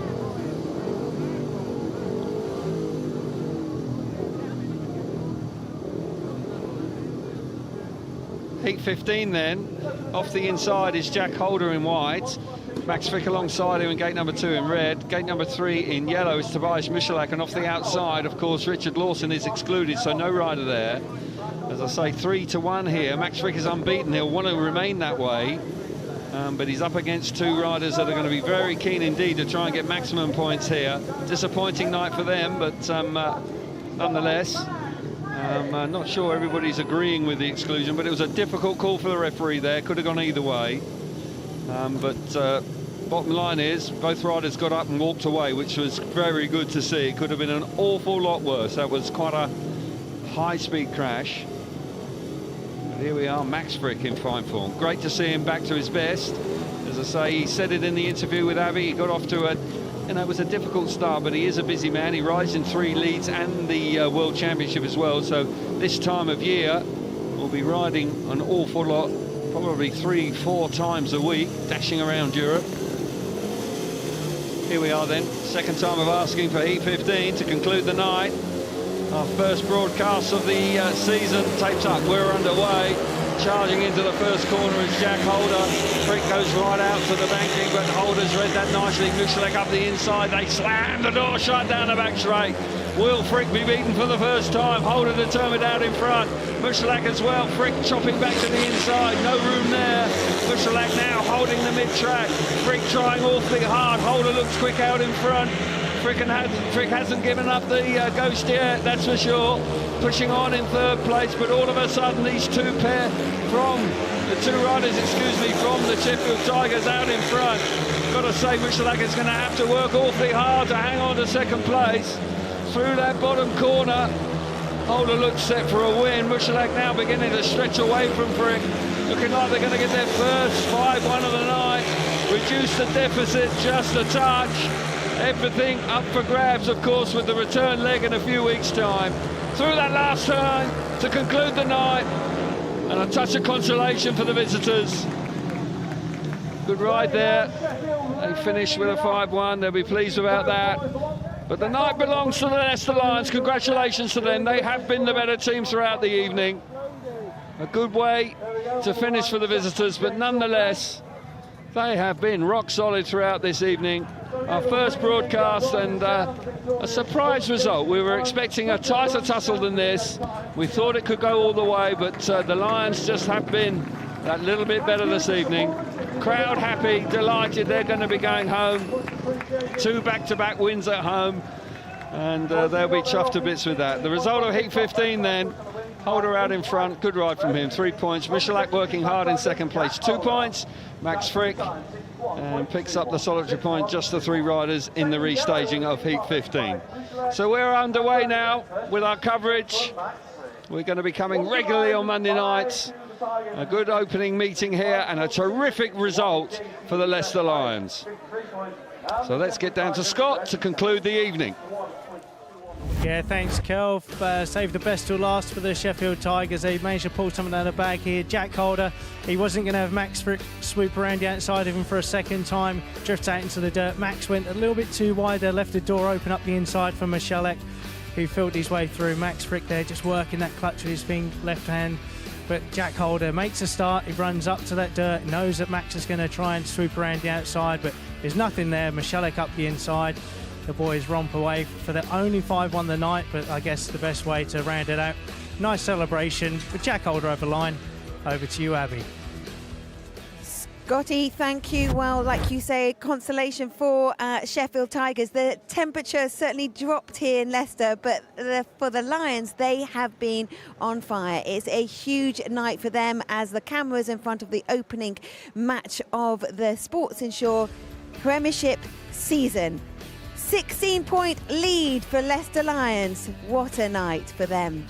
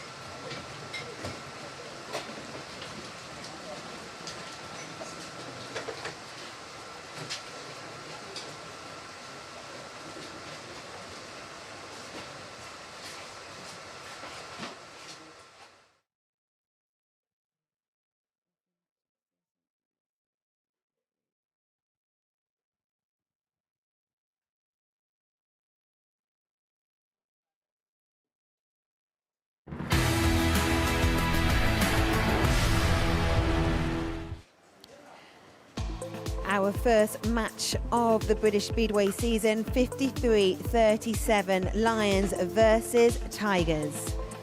We'll be back in action next Monday at Monmore Green, and that'll be Wolverhampton against Bellevue. The next round of the Speedway Grand Prix Series is in Prague on Eurosport 2 Live, 3rd of June. Keeping with motorsport, the FIM World Superbikes from Mazzano in Italy, or Discovery Plus Live, 3rd and 4th of June. Let's get the last update of the evening from Dave Rowe at Monmore Green now. Well, Wolverhampton made the meeting safe with back-to-back 5-1s in heats 13 and 14, but still plenty on the line in heat 15, bearing in mind the aggregate point also comes into play this season. We have the same riders in heat 15 as heat 13, but somewhat different races you'll see, with Jason Doyle out in front for the Witches and Emil Saifudinov battling hard up against Rory Schlein in red and Sam Masters in blue. Can also tell you that Peterborough have ended their long losing sequence with a 53-37 home victory over Kings Lynn tonight. Kings Lynn just hanging on for the aggregate point there, with the Panthers off the mark in the Sports Insure Premiership this season. Meanwhile, the action in heat 15 at Monmore really tight into the third bend, with Jason Doyle clamping off Sam Masters there. And watch out for this turn in yellow from Emil Saifudinov, getting down the inside of Rory Schlein, now trying to go for Sam Masters as well, and goes from 4th to 2nd. Superb ride there by Emil Saifudinov for a 5-1 to narrow the gap to 8 points. Ipswich taking a 5-1 from heat 15, 49-41 the final score. Let's get some reaction, starting with Richie Hawkins. I'm not too disappointed. I thought we put in a decent performance. First time here for obviously Keenan. Emil's been here once before, a long time ago, so they picked up a lot of invaluable experience. You know, we might be here later on in the year, and you know, in the playoffs and maybe in the cup. So one more visit in the league as well. So I think today, you know, I'm okay at the start of the season. I'd be more disappointed if it was later on in the year, but I think we've put up a good showing, and yeah, I'm fairly happy. Sam Masters 49-41 against Ipswich, and that was another solid effort from the Wolves tonight. Yeah, that was a massive effort at the start of the night. We just said if we can get a win here against that strong team, especially around here, it was yeah, that was impressive. I was really happy with the boys. Everyone dug deep and done their job. So there was a nice crowd here too. I'm sure that Doyley and Emil brought a lot of them along, but yeah, good effort. Ipswich are known for a strong finish as well this season with Doyley and Emil, as you're saying. That Heat 13 really was a key moment, 4 points up, and you boys did a real battle and a big 5-1. Yeah, for sure. I just sort of, I knew it was a big race, and I just pinned my ears back, and Rory he was the hero of that race, even though I might have won. But you know, to 5-1 them guys, I don't think that'll happen too often this year, and yeah, I was happy with that. Sam Masters top scoring for the home side with 12 points from 5 rides. Rory Schlein adding 10+1. Jason Doyle 14+1 for the Witches. But Wolves maintain their terrific home form at the start of the season. The final score, Wolverhampton 49, Ipswich 41. Dave, thank you. I forgot that brilliant saying. Sam Masters said it last year. I've just heard it in that interview. Pinned his ears back. and they got the win at home. This is how the table looks then after the meetings that have taken place this evening. Bellevue Aces on 12, Wolverhampton Wolves 9, Leicester Lions, so they've gone up the standings. They're on 7 points, Ipswich which is 6, Sheffield Tigers 5, and at the bottom of the table, Kingsland Stars, Peterborough Panthers, but Peterborough Panthers did get the win this evening against their rivals Kingsland Stars. Let's hear from Scott Nicholls now. I believe he's got Chris Harris and Jack Holder with him. Yeah, thanks, Abby. I'll come to Jack first. Jack, tough night for the Tigers. You said at the beginning kind of the track caught you out a little bit. As a team, did you feel like you were playing catch-up all night? Yeah, 100%. You know, when we walked the track, it looked quite tacky and grippy, and we all probably started a little bit too high, and yeah, we just gave them too much of a head start. They were banging out the starts early on, and then a little too late we started to sort of climb back a little bit, but yeah, that's maybe what we needed, a little bit of a kick up the backside, but no, it was a good meeting tonight. Yeah, Simon said in the chat earlier that he felt like the gate choice certainly went against you early doors. 1 and 3 was very dominant. Did you have anything to say at the conclusion of the meeting? I wanted 1. No, you know, I thought they all looked pretty even from the track walk, but so we took the heat 15, but yeah, proved everyone wrong, and you know, 1 and 3 were pretty good early on, and then yeah, heat 15 I have said that I was having gate 1, so sorry. Well, you've rounded on high. The only 5 won the night, but you finished on a high, so onwards and upwards, focus on the next one. I'll come to Chris now. Chris, a little bit of a tough night for yourself. You said you're still trying to find this out, but what a team performance. Yeah, the team rode well. You know, everyone chipped in. So I think with losing the toss and having gates 1 and 3 helped us because we were going to go heat 15. So that was... Don't give all the secrets away. We're on TV. Yeah, well, never mind. Yeah, but no, the team rode well. I just need to find the quickest way around. So I'm slowly getting there, but hopefully we can find it soon. Yeah, it is, but it was a fantastic race where you went up the inside Louis Kerr there. You showed a lot of authority. You showed you wanted that win. Yeah, I needed to. I didn't say I've been riding a bit offensive, really, so I needed to get a good race on them about, and I thought that was it, so hopefully that's my turning point. Well, the boys done well. Well done to you. Cracking nights racing. Abby's, I think Abby's going to join, so thanks a lot, Chris. I'll let you go on and get your showers and head on home. Abby, I didn't expect that. I didn't expect such a win by the Lions. No, I don't think anyone did. I think there was a general surprise and obviously a roar of delight for the fans that came out tonight. They wanted to see Lions put in a great performance. Calvin said it. They were a little bit nervous, knowing that Sheffield Tigers on paper looked the favourites, but wasn't to be. No, that's Speedway. I mean, on paper, I think they look pretty evenly matched, you know. I know the track's very different, but tonight, obviously, Leicester... It's hard to explain to viewers that they've made improvements to the track, and as weirdly as that can catch the home boys out a little bit, like Chris Harrison said there, he's still trying to find that setup, trying to get dialed in, but the other boys, I mean, Max started the season slow but looked super dominant tonight, only dropped those points in heat 15, so no, it was a great performance by Leicester, the new boys, the team. The pressure was on, and no better place to have a great victory than live on Eurosport. And a surprise loss of Ipswich, which is at Monmouth Green, but we know how formidable Wolves are at home. Yeah, they are, and I'm happy for them. They show that dominance. You know, Rory Slime, I mean, that heat 13, man alive, there's some fantastic racing. I mean, you know, we kind of every home team wants to win. We want the scores, but all we want to see is great racing and safe racing. And fortunately tonight, Richard Lawson, he's going to be a bit banged up, but he's up. But yeah, what a result for the Wolves. Yeah, and we do go to Wolves next week. Can't wait. It's, I mean, God, if we get some racing like they had tonight, you guys are in for a treat. It's been a baptism of fire, hasn't it, Scott, for all of us tonight? It has. It's come fast and furious. It's great. I mean, that's what we love. That's what Speedway's all about. 60 seconds, a high adrenaline sport, and it's delivered. It's delivered here, delivered at Wolves. I can't wait to rock up there next week. Scott, thank you so much. I hope you've enjoyed the coverage. Calvin, thank you as well. For Leicester Lions, they've certainly roared into this Premiership. See you next week.